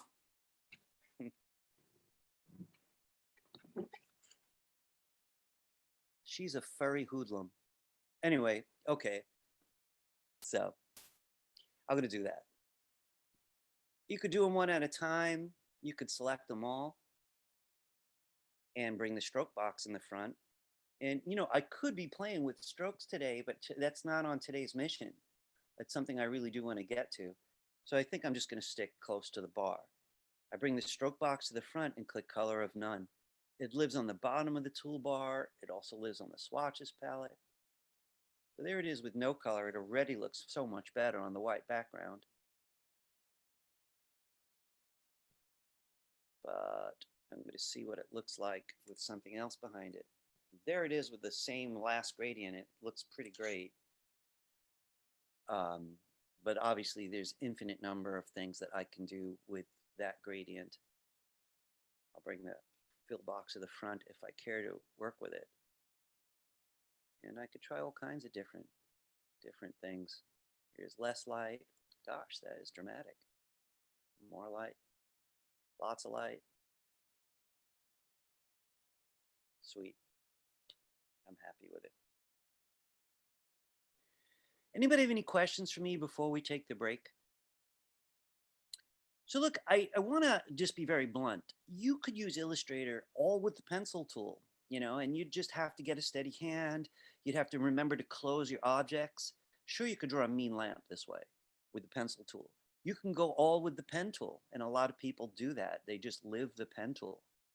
Just draw this all from scratch so they get the same perfect lines.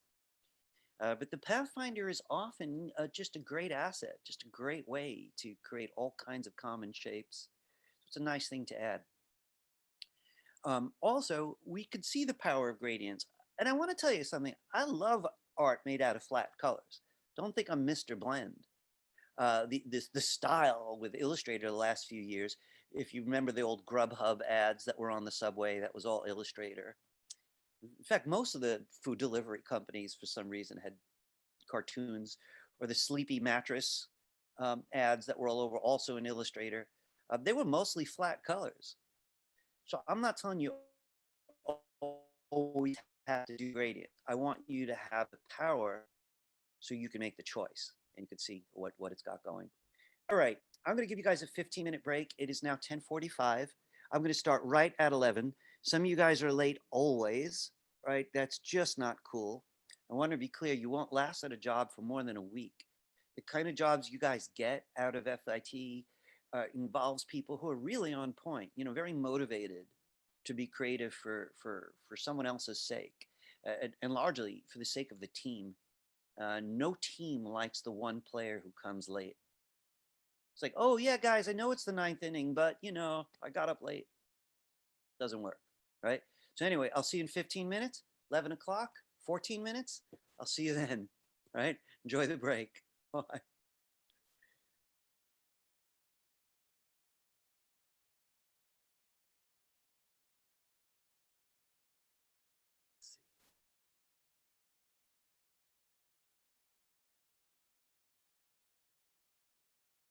Hello, everybody.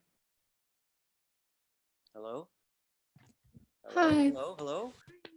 All right. So let me get myself recording. I am recording. Okay, there we go. Guys, some bunch of interesting things today, I think. So gradients, massive. I don't really know that we're going to be doing any more review of gradients this semester, being the second or maybe the third time that I brought up the subject.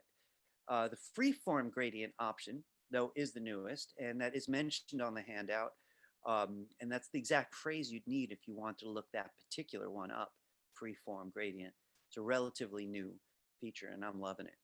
The Pathfinders are old, and we've discussed only two of them, Unite and Divide, because all the other Pathfinders are versions of that, like divide by deleting the topmost object and weird little details that are not particularly necessary.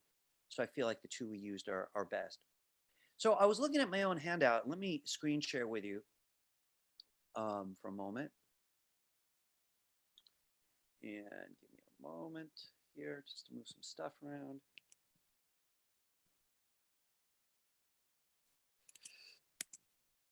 And I want to point out a couple things. I'm probably going to have to put off talking about transparency and blending modes. I only gave them a little bit of time as it was. It's a cool subject. To work with transparency is like working with veils, things you can see through. And blending modes are closely related to this veil idea, but more advanced.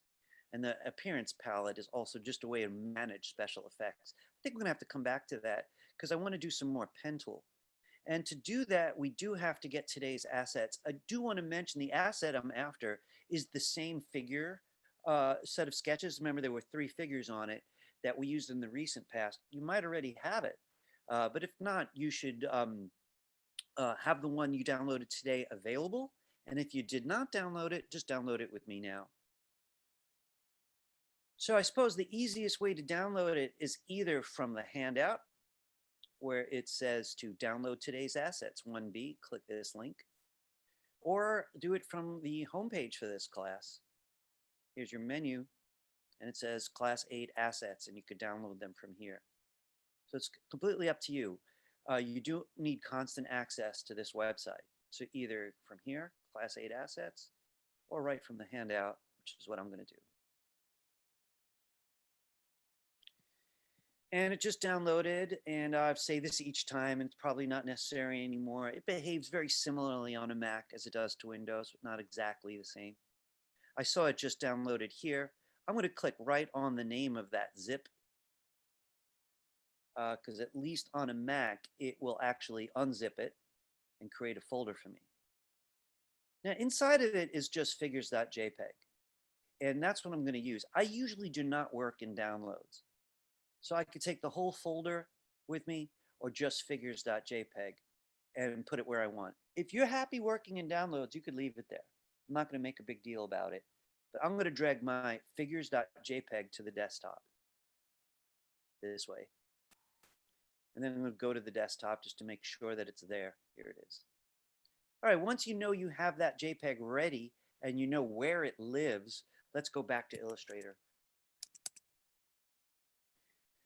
All right, I need yet another document, but I do need a different size and orientation. So let's do File Menu, New.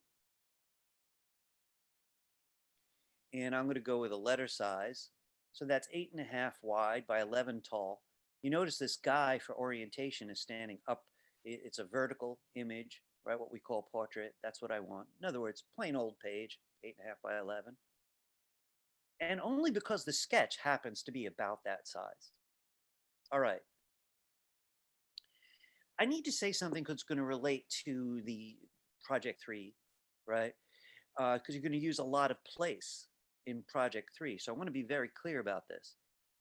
My inclination is to teach File Menu Place with link turned off.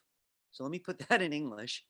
When you want to place a photograph because you want to draw over it, or you want to place a photo of your own sketch, very common thing, because you want to draw over it, right?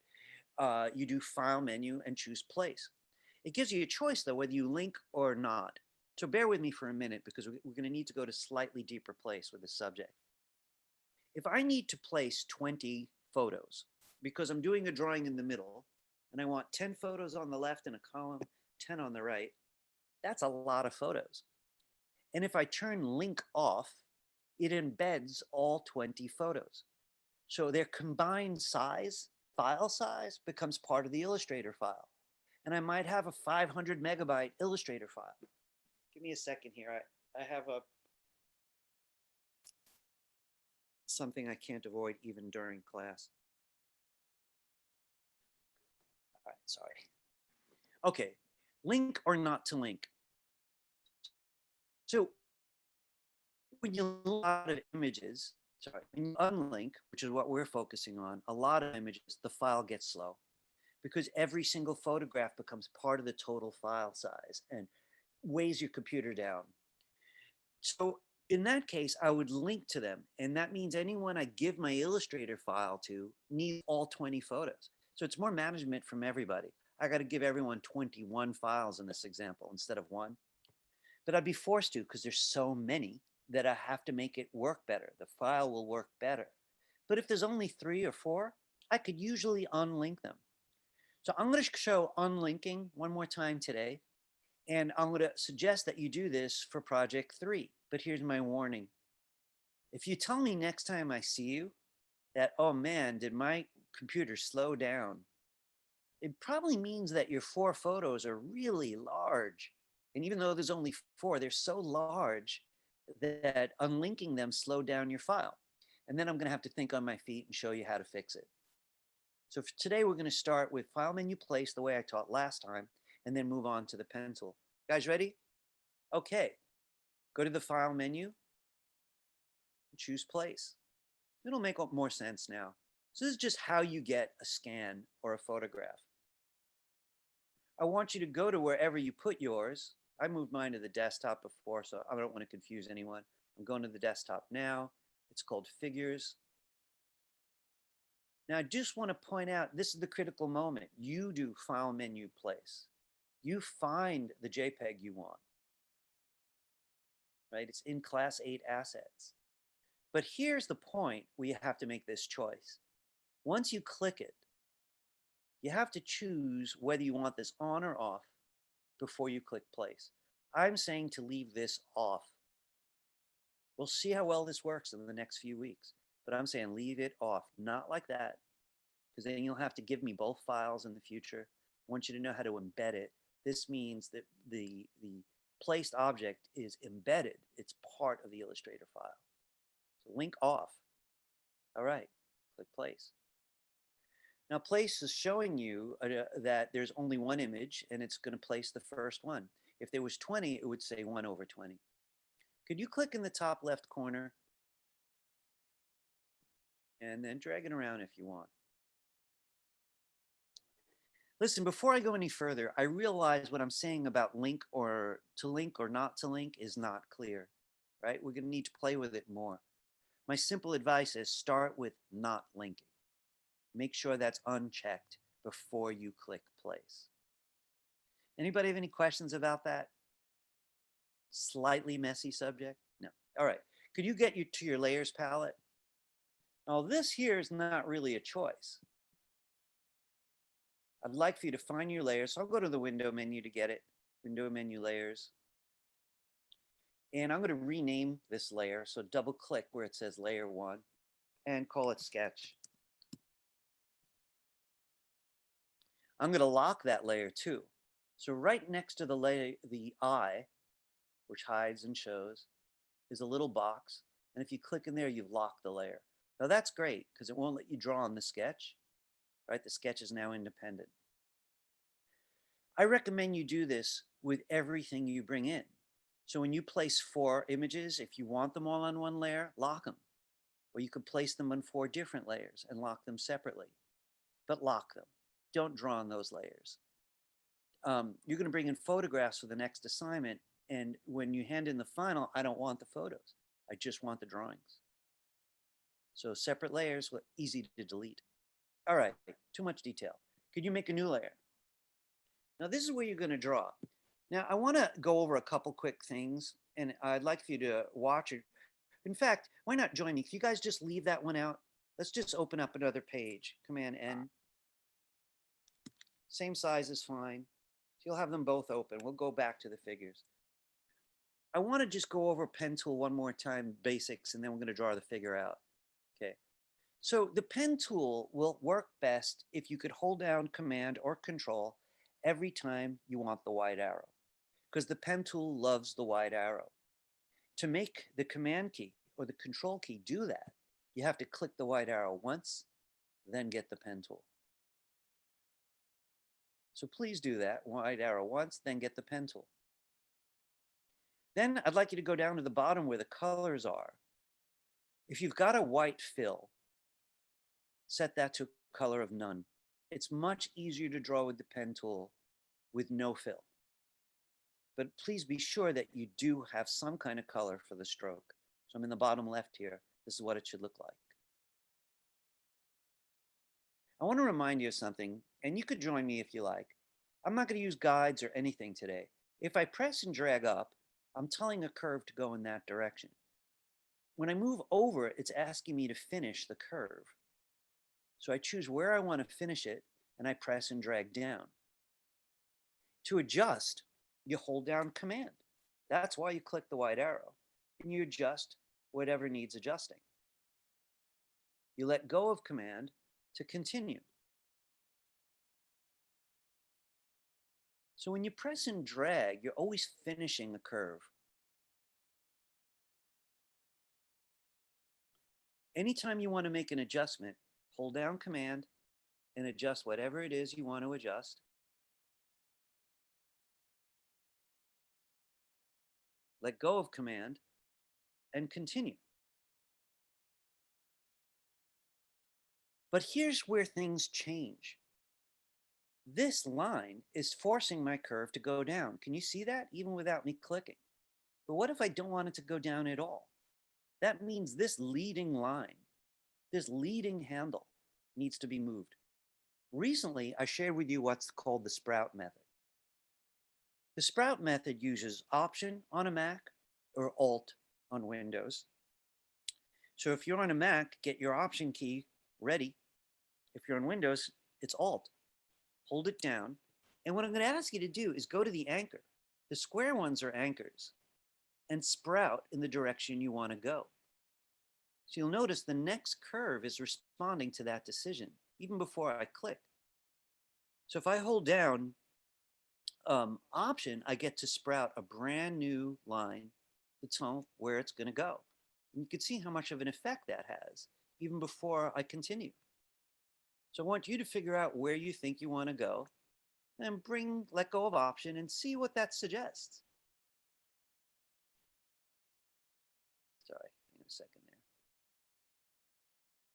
So anytime you really, if it's headed in the direction you want, then you don't bother.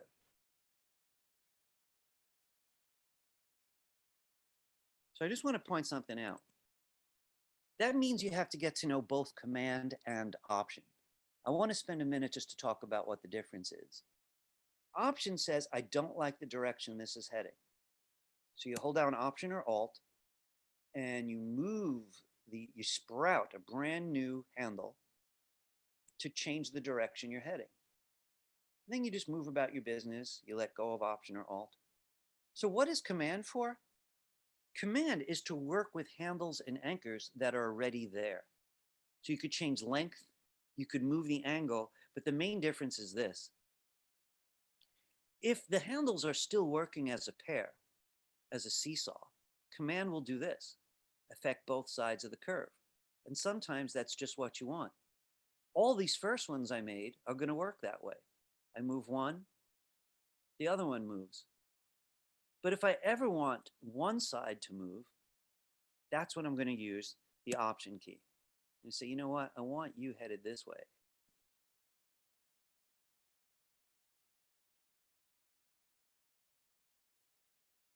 Option key every time you want to change directions. It's still going to be a curve. Command versus Option. Command doesn't change directions, won't break a seesaw, right? Command just works the way it is. If it's a seesaw, it will seesaw. An anchor just moves. Option lets you change directions. We're going to have to see how this goes. It's going to take a little bit of practice, and that's why I'm repeating this. I want to get to the figure, though. So let's see if that's easier. I think for a lot of you, that's actually going to be easier. Double check that the sketch is on its own locked layer, that you made a new layer above it. You could choose any of the three you want to use. I use the middle one too often, so I'm going to use this one on the left. All right, so this is what I want to say next. Remember, your goal is to close shapes. You're going to want, this is going to be about color or gradients. Hang on one second.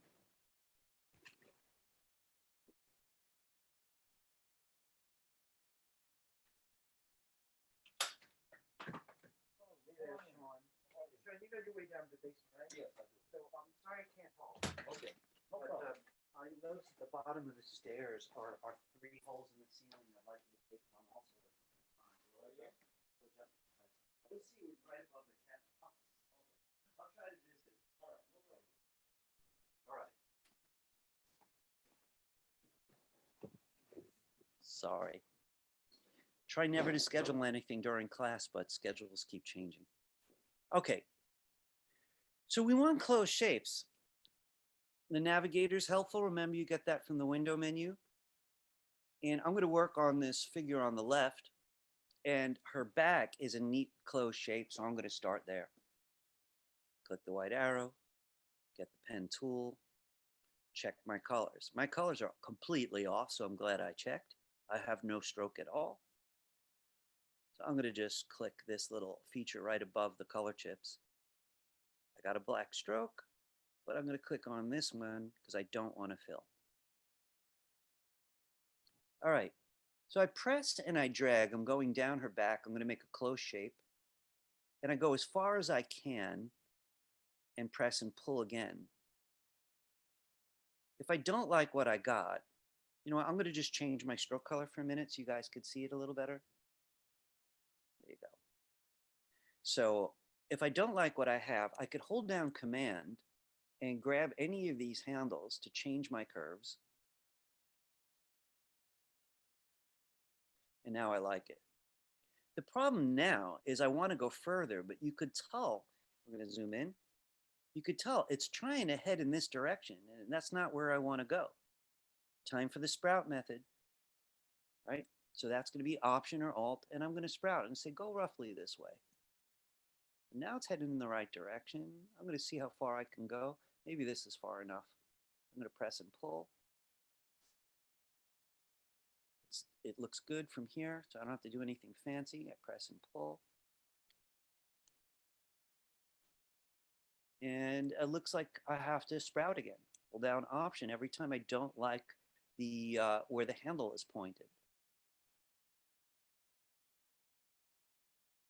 If I like it, this happens to be a continuous curve, I keep going. This is going completely the wrong way. I want to go under her ear, and it's got this weird curve because of this handle. So I'm going to sprout right out of the anchor. Press and pull. Any point I don't like what I have, it's usually going to be the Command key that lets me adjust it. So Option is mostly when I don't like the way the handle's pointed.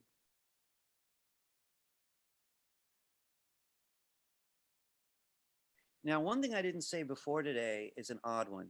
To close the shape, if I don't hold anything down, it will often break part of my curve. So when you close your shape, I'm going to ask you to hold down Option. It's the other use for Option or Alt. And this way, it will respect both sides of that anchor point. Okay, what's left right now is to fill it. So I want to point something out. If I do fill it, I'm not going to be able to see what's underneath it. So it really depends, you know, how well things are going. I'm going to turn that fill off for a minute. You know, it's kind of weird the way that neck looks. It looked okay in the sketch, but I'm not really happy with it. I'm going to see if I can do something about it. I'm taking some artistic license on this. I think I better let well enough alone right now. All right. Somebody asked me recently, can I make that transparent while I'm working just so I could see what I'm doing? So yeah, if you do want to make your colors transparent while you work, you can open transparency from the window menu.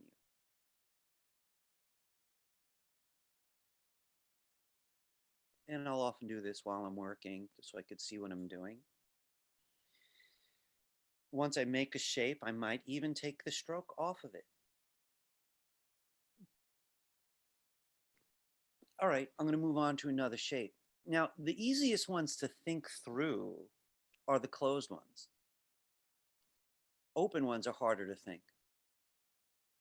So I'm going to do this bathing suit, which is largely one closed piece. And I could start anywhere.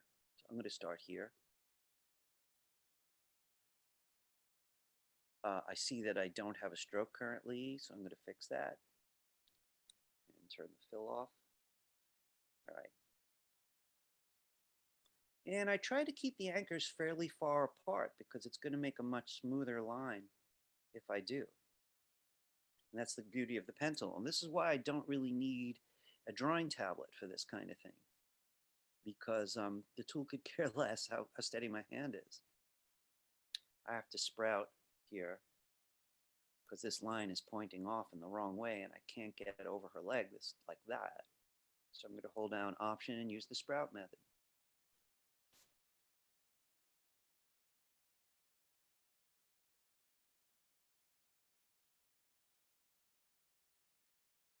I'm doing a lot of sprouting.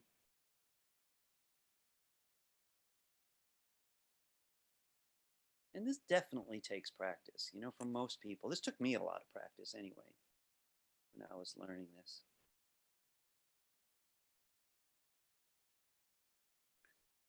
I'll use Command if I don't mind a seesaw.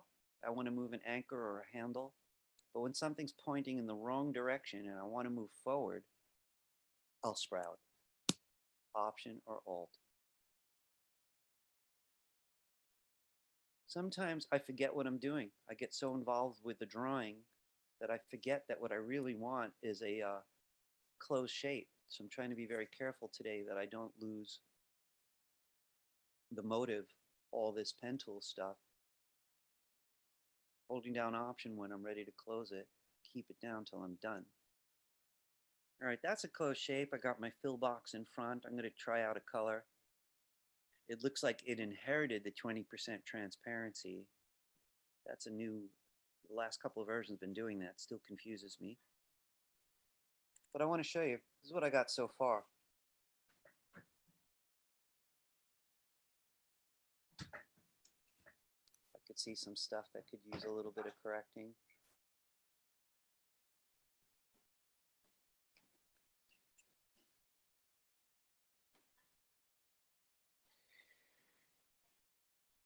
While you're working, if you have a question you can phrase, you could ask me. I would like to remind everybody how to get a copy of the seashells exercises, because those are simpler for anyone who would like to back up. So I may take a peek before we drop this subject for anyone who wants to download a simpler template. But this is closer to your own drawing in the sense of a level of complexity you might want to bring in. I'm going to give us another few minutes to continue, right? So I'm not looking at you guys while I demonstrate. If anyone needs me, turn on the mic and shout it out.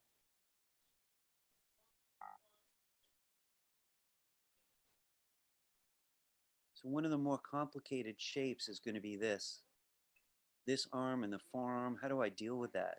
I think I'm just going to make this whole part of arm one shape and then deal with the rest. I'm trying to say this because it's going to be hard to work with. I'm taking a little bit of a liberty with the drawing.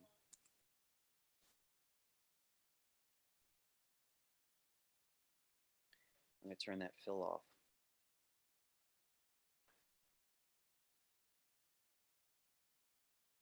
I know What do I do about that line? Right now, I'm going to ignore it.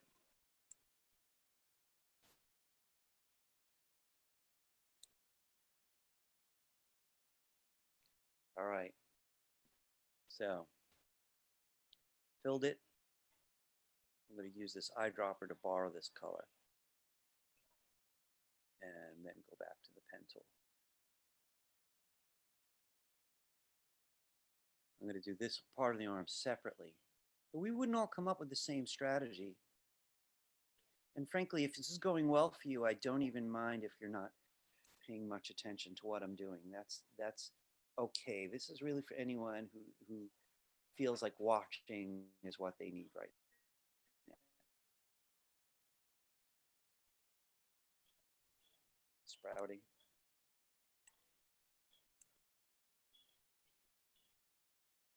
Currently, it looks like that. Not going bad. I'm going to select this one and just do something with the color palette for a moment. Making that a little darker.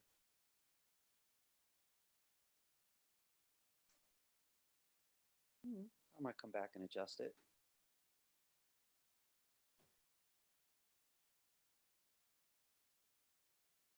Boy, that hair looks rough.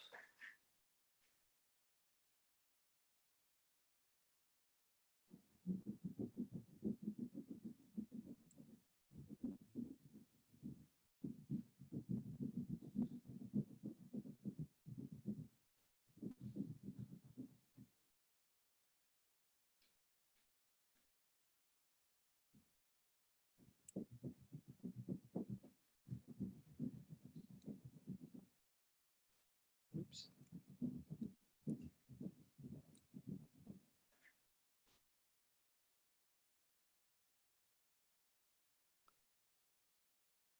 I'm confusing people. I'm going to take that fill off, and I want to zoom in a little bit.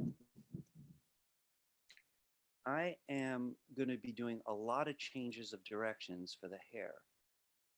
And the sprout method is definitely superior for this kind of thing because I'm going to switch directions for each one of these pointy locks that she has. And I'm going to see how that went.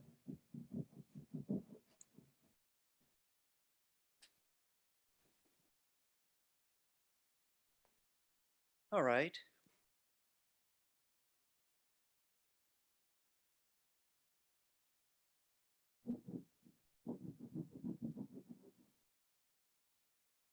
So one small point is I'm leaving a lot of details for later as I'm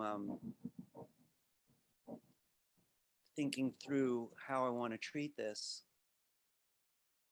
Right now I'm defining the primary shapes. The sketch itself is giving me a little bit of freedom in terms of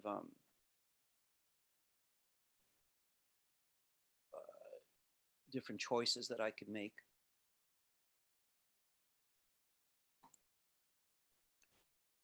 And this one here, I'm going to finish up. Now, if I want any of those details, because I have transparency, later on I might brush on some of the details that are going. Now, we only have a few more minutes for this particular exercise, but you could see once you get the hang of the pen tool, it really offers you a lot of opportunity. Here's my sketch, right? I'm moving forward at a clip. I often will turn off strokes if I like the way the colors look without them after. And I like the way this is going. How are you guys? So, you know, I'm glad to see some enthusiasm. The tool does take a while, and I have to say, you know, it's a large class. The pen tool is not easy for everyone to get. I'm not kidding you. By the way, do you hear all that noise in my room now? Can you still hear me? There's construction downstairs. So life is endlessly bizarre in 2020. All right, any case. I have a lot of transparent color right now, and I'm kind of falling in love with this pastel look that it's kind of creating. But I want to point out, I don't have to keep it.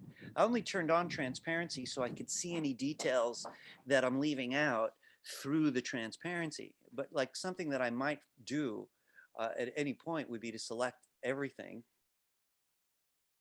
bring the fill box to the front, and change the transparency. They're all been at 20%. I can go back here, crank it up to show you what that would look like. So this is probably more like, you know, what I'm after. Any color can be made transparent with this particular palette. This is on today's handout. I'm just going at it in a different way. All about this one little feature here, opacity. And if you forgot where it is, all the floating palettes are here. You just have to know their names. This one's called transparency. So you could choose one shape or many and bring the fill box to the front if you want the fill to be anything less than 100%. Here it is at 100. Okay. I think I may have to change rooms. How unbearable is that? Is that breaking your concentration, that racket? No? You're all right? Okay. They're all right.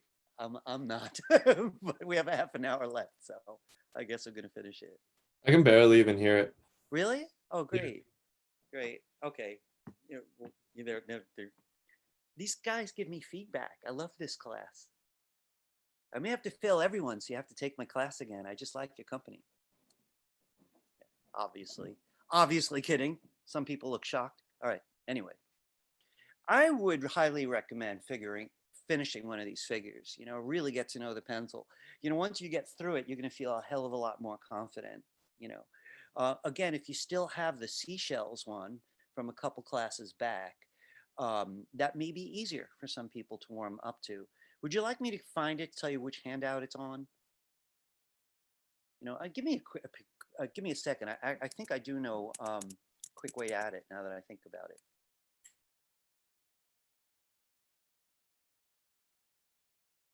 I bet it's class 6 assets.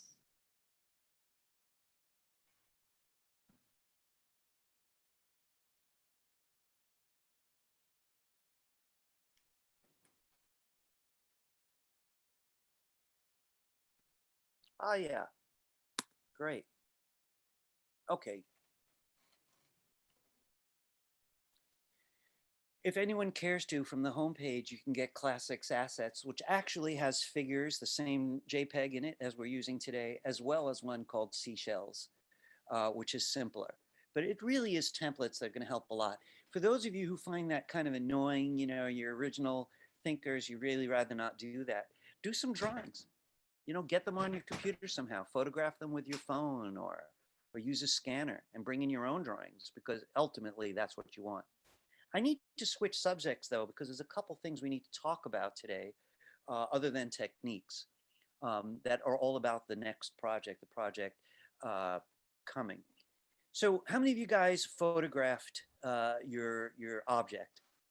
Can I see? How many people? So those of you not raising your hand did not take those photographs? Okay. A bunch of hands went up. I don't even know what he's talking about. Both hands. No. I want to go over a couple quick things.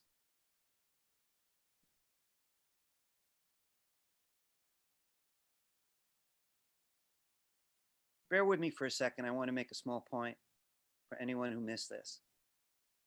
I give homework every week, right? Sometimes it's lighter. This was a light one.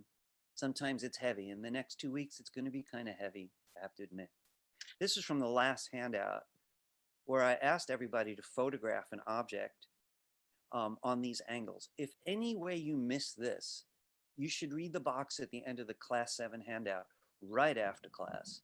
Photograph that stuff today and get back on course, right? Okay, I want to get back to our handout, however.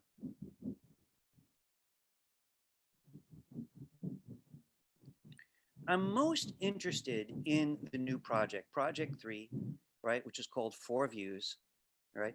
But before I do that, let's take a little breather. I need to show you something that I'd mentioned earlier.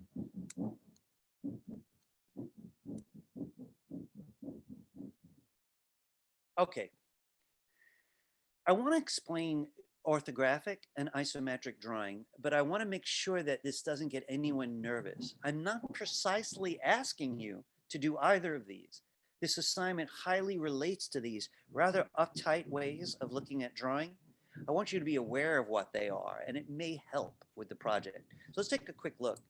It says here that orthographic drawing is often an element in product design and construction, right? So it means you're planning out to build something. The orthographic projections are a way of describing what an object looks like from several views. And these are the three most common ones: front, side, and top. The thing is, if you draw the front view, it's the same size as the side view. So you could tell, oh, it's the same chair, same size, right? They should be of equal dimension. I want to show you a few.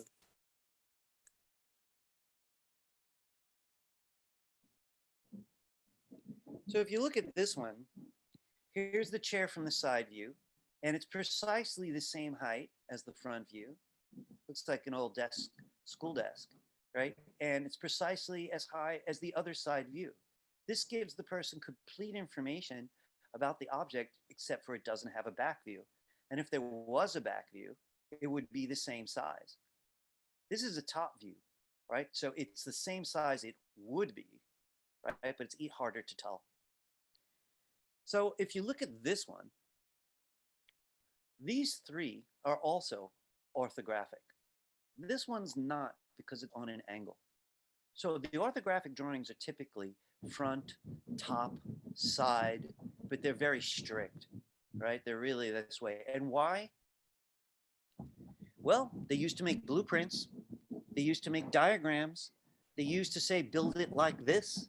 Later on, someone could write the dimensions of each of these parts and hand it on to whoever goes into construction. So they have nothing to do with really artistic interpretation in the sense of, I like a looser look, or, you know, I'm a cartoonist. It's not about that at all, right? It's about mapping things out. So these are orthographic. I want to show you what its close cousin is, which is called isometric. So these are often used as an element in product design also, but it's also just an illustration technique for people who like the look. So what it is, it's an angular method. So it's not as head-on. It actually does have angles, right? So the three sides are seen from corners, but they're not really in true perspective because the lines are parallel. And I want to show you what I mean by that.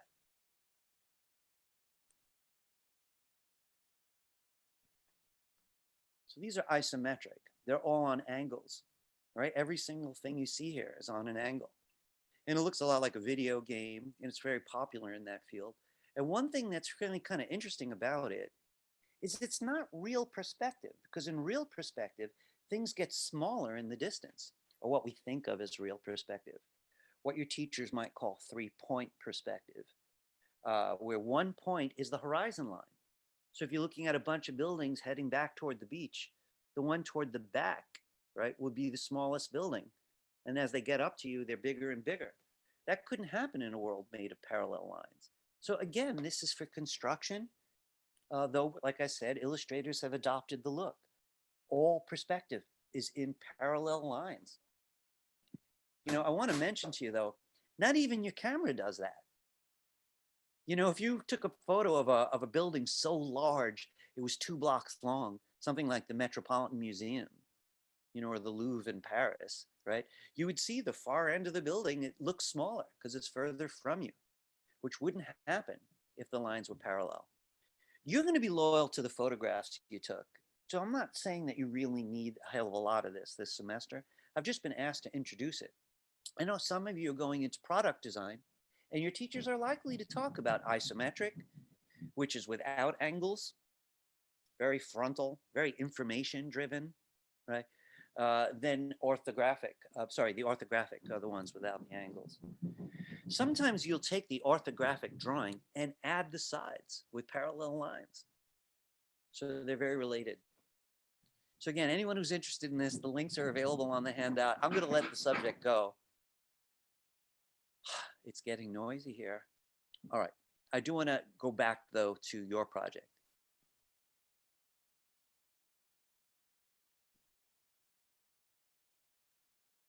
All right, these are just for information. Don't get crazy about this, right? If you're feeling shot and that all sounded like nonsense, I don't know. If you can make the time, read this again, check out the link, then compare it to this one. Read the difference, check out the link. Just a little bit of background. This stuff here is important though. So next week, I want to see your first digital draft of project 3. Now, before anyone panics and says, what? We've got some time on this project. There's going to be 2 drafts before the final, right? So your drawing is going to include 4 different views. Maybe it's nice to get all 4 started and 1 finished, if possible, or 2 deep in. You know, you can't do all 4, right? So let's take a look at the due dates. So this is class 8, which basically means that next Thursday is class 9, and that's when I want to see the digital drafts. Right? So it's your first version, right? The final, though, is due 2 weeks later.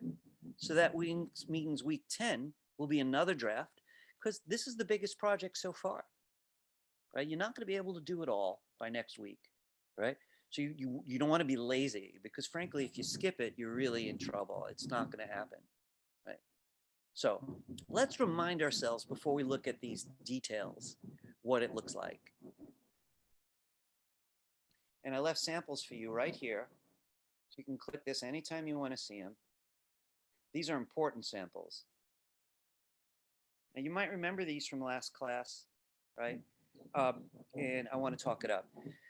So this is a toy, right? And it sure looks like a wind-up toy, but I could see it's got a switch here. So I'm imagining this guy walks. And it's a beautiful job. And if you look at it, it's a lot of angular shapes on this plastic dinosaur. So it's probably just all pen tool, little shapes, and then the artist went and picked a color. In fact, this eyedropper in Illustrator here lets you borrow a color from a nearby object, which can be helpful.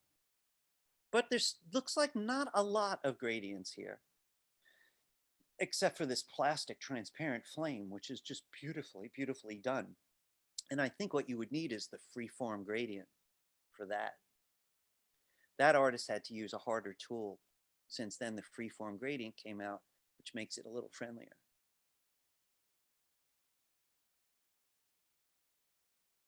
This is a simpler one, in my opinion. The hang on a second there. This Volkswagen Beetle. Now, you don't get a choice about 3 of the views, so please hear me, right? If you're getting tired, I understand, but you have to hear this. I must have a front view, a side view, and a top view. Those 3 views are required. The angular view, the 4th view, is up to you. So the front view is very blunt. And if you took your photos and you like them, but it's not really that clear as a front view, get down to that object. This is a toy, right? That person had to get down to the table, shoot it to get a true front view. This is a true front view, true side view, right? True top view. Now this angular view, the artist could have chosen any angle. I need one angled view. They chose to stand up, so we're seeing a little of the top, we're seeing a little of the side of the car and the front of the car, right? So they had 4 photographs, they weren't winging it, they placed one photograph and they set about drawing. Or I should say they placed it, they locked it, right? They locked the layer. I know some of you take notes. You don't want to forget to do that. Lock the layer and draw on a layer above it. I would do this with 4 locked photos, each on their own layer, and 4 layers for the drawings. This is a simpler one, but the artist did a beautiful job. This job here, it has less drawing and more gradient. This is just somebody just went just crazy with the color. I mean, I know it's all tan, but just look how nuanced it is. Look at the inner soul of this, of here. It's just a lot of little points with just the right shades to get this look. You're going to be surprised. It's quite a bit easier than you think. Not easy, but easier than you think. Just be organized. Don't do too much at once. Start with one. All right. several weeks long, so keep that in mind. This is one of the simplest. It's got a lot of little shapes, right? But they're rather casually handled. The whole thing has a lot of charisma, right? This is a USB drive, I believe I mentioned to you last week. It does look like a ship, but it was this big, and it was just a USB drive that looked like a boat. Clear top view, clear front view, clear side view. I keep repeating, I don't want you to interpret those. I want them to be precise. The angle is up to you. And this artist also made a similar choice. I could see a lot of the side, most of the front, and quite a bit of the top.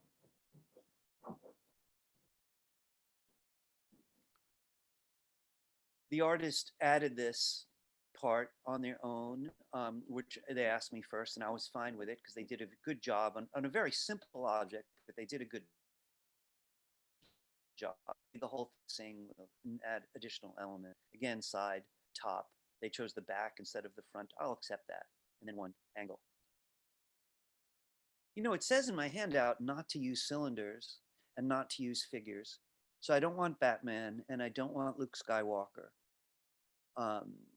Because it doesn't really loan itself to precise thinking about angles.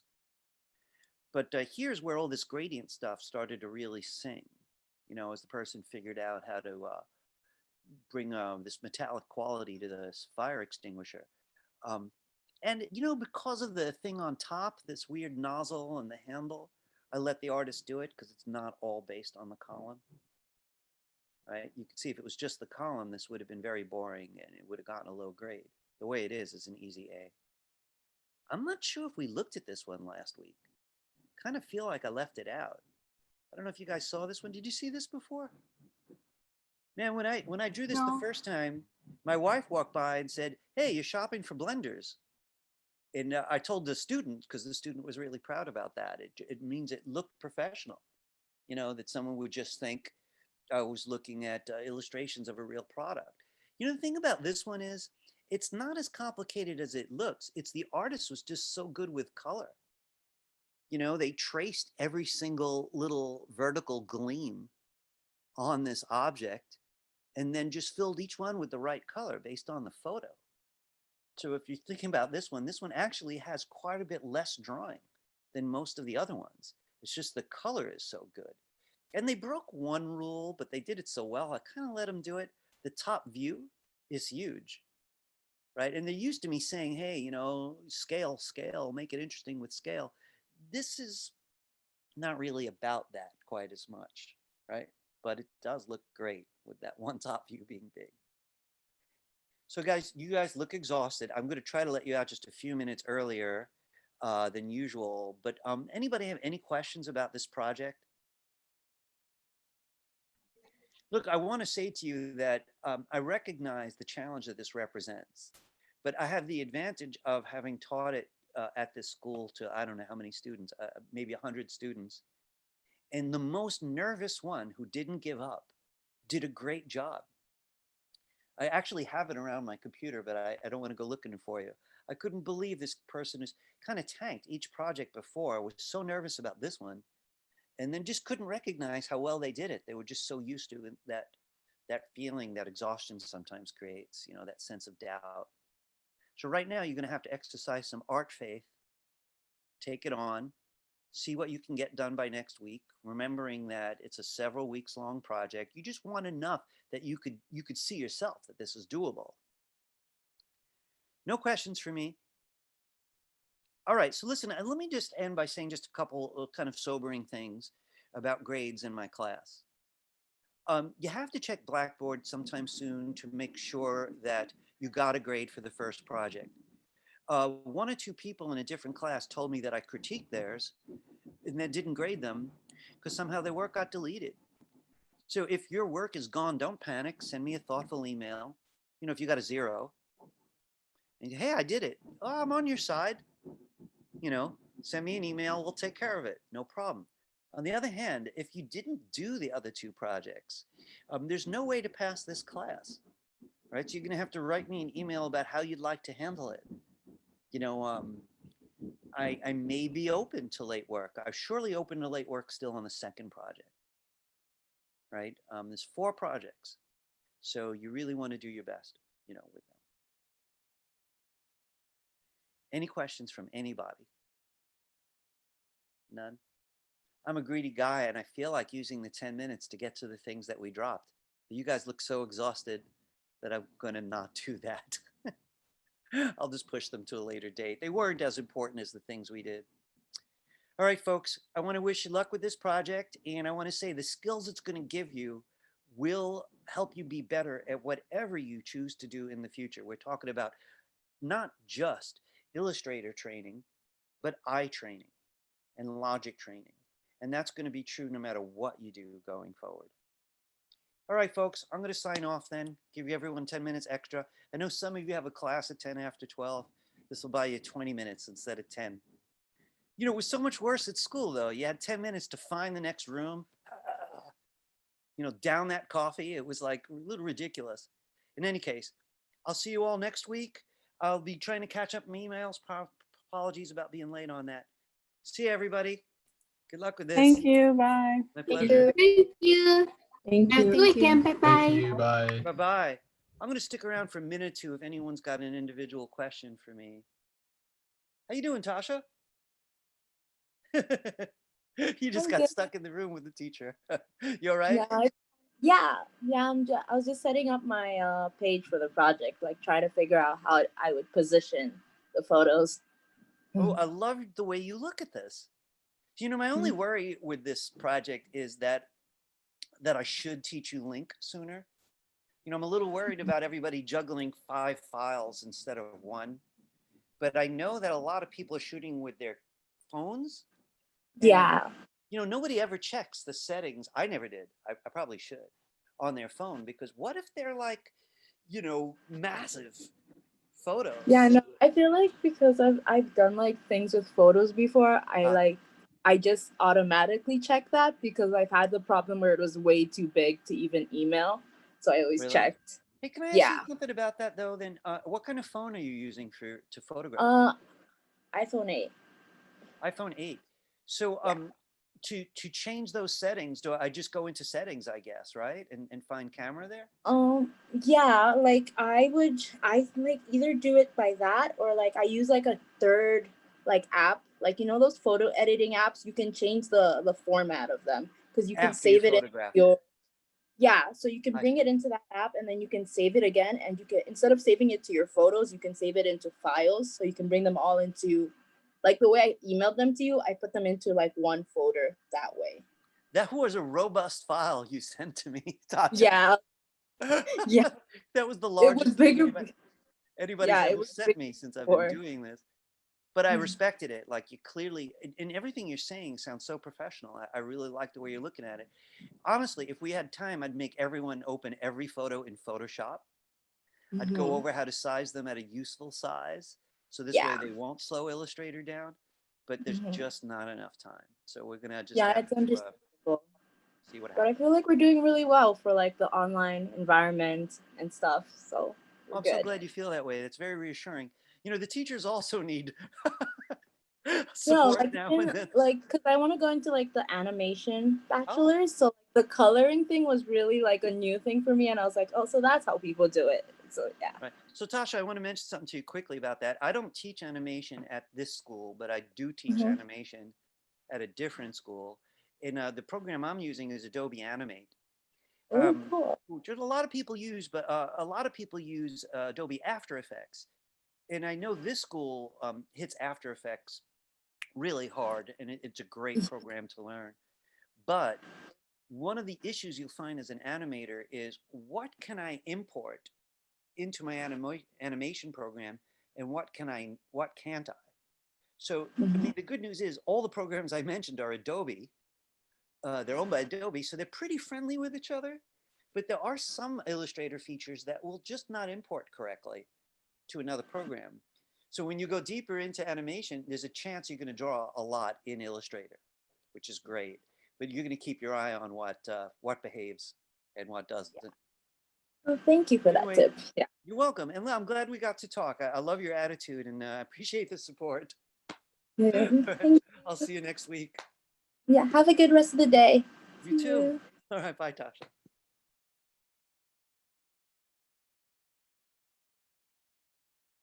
And goodbye, everyone on YouTube. See you next class.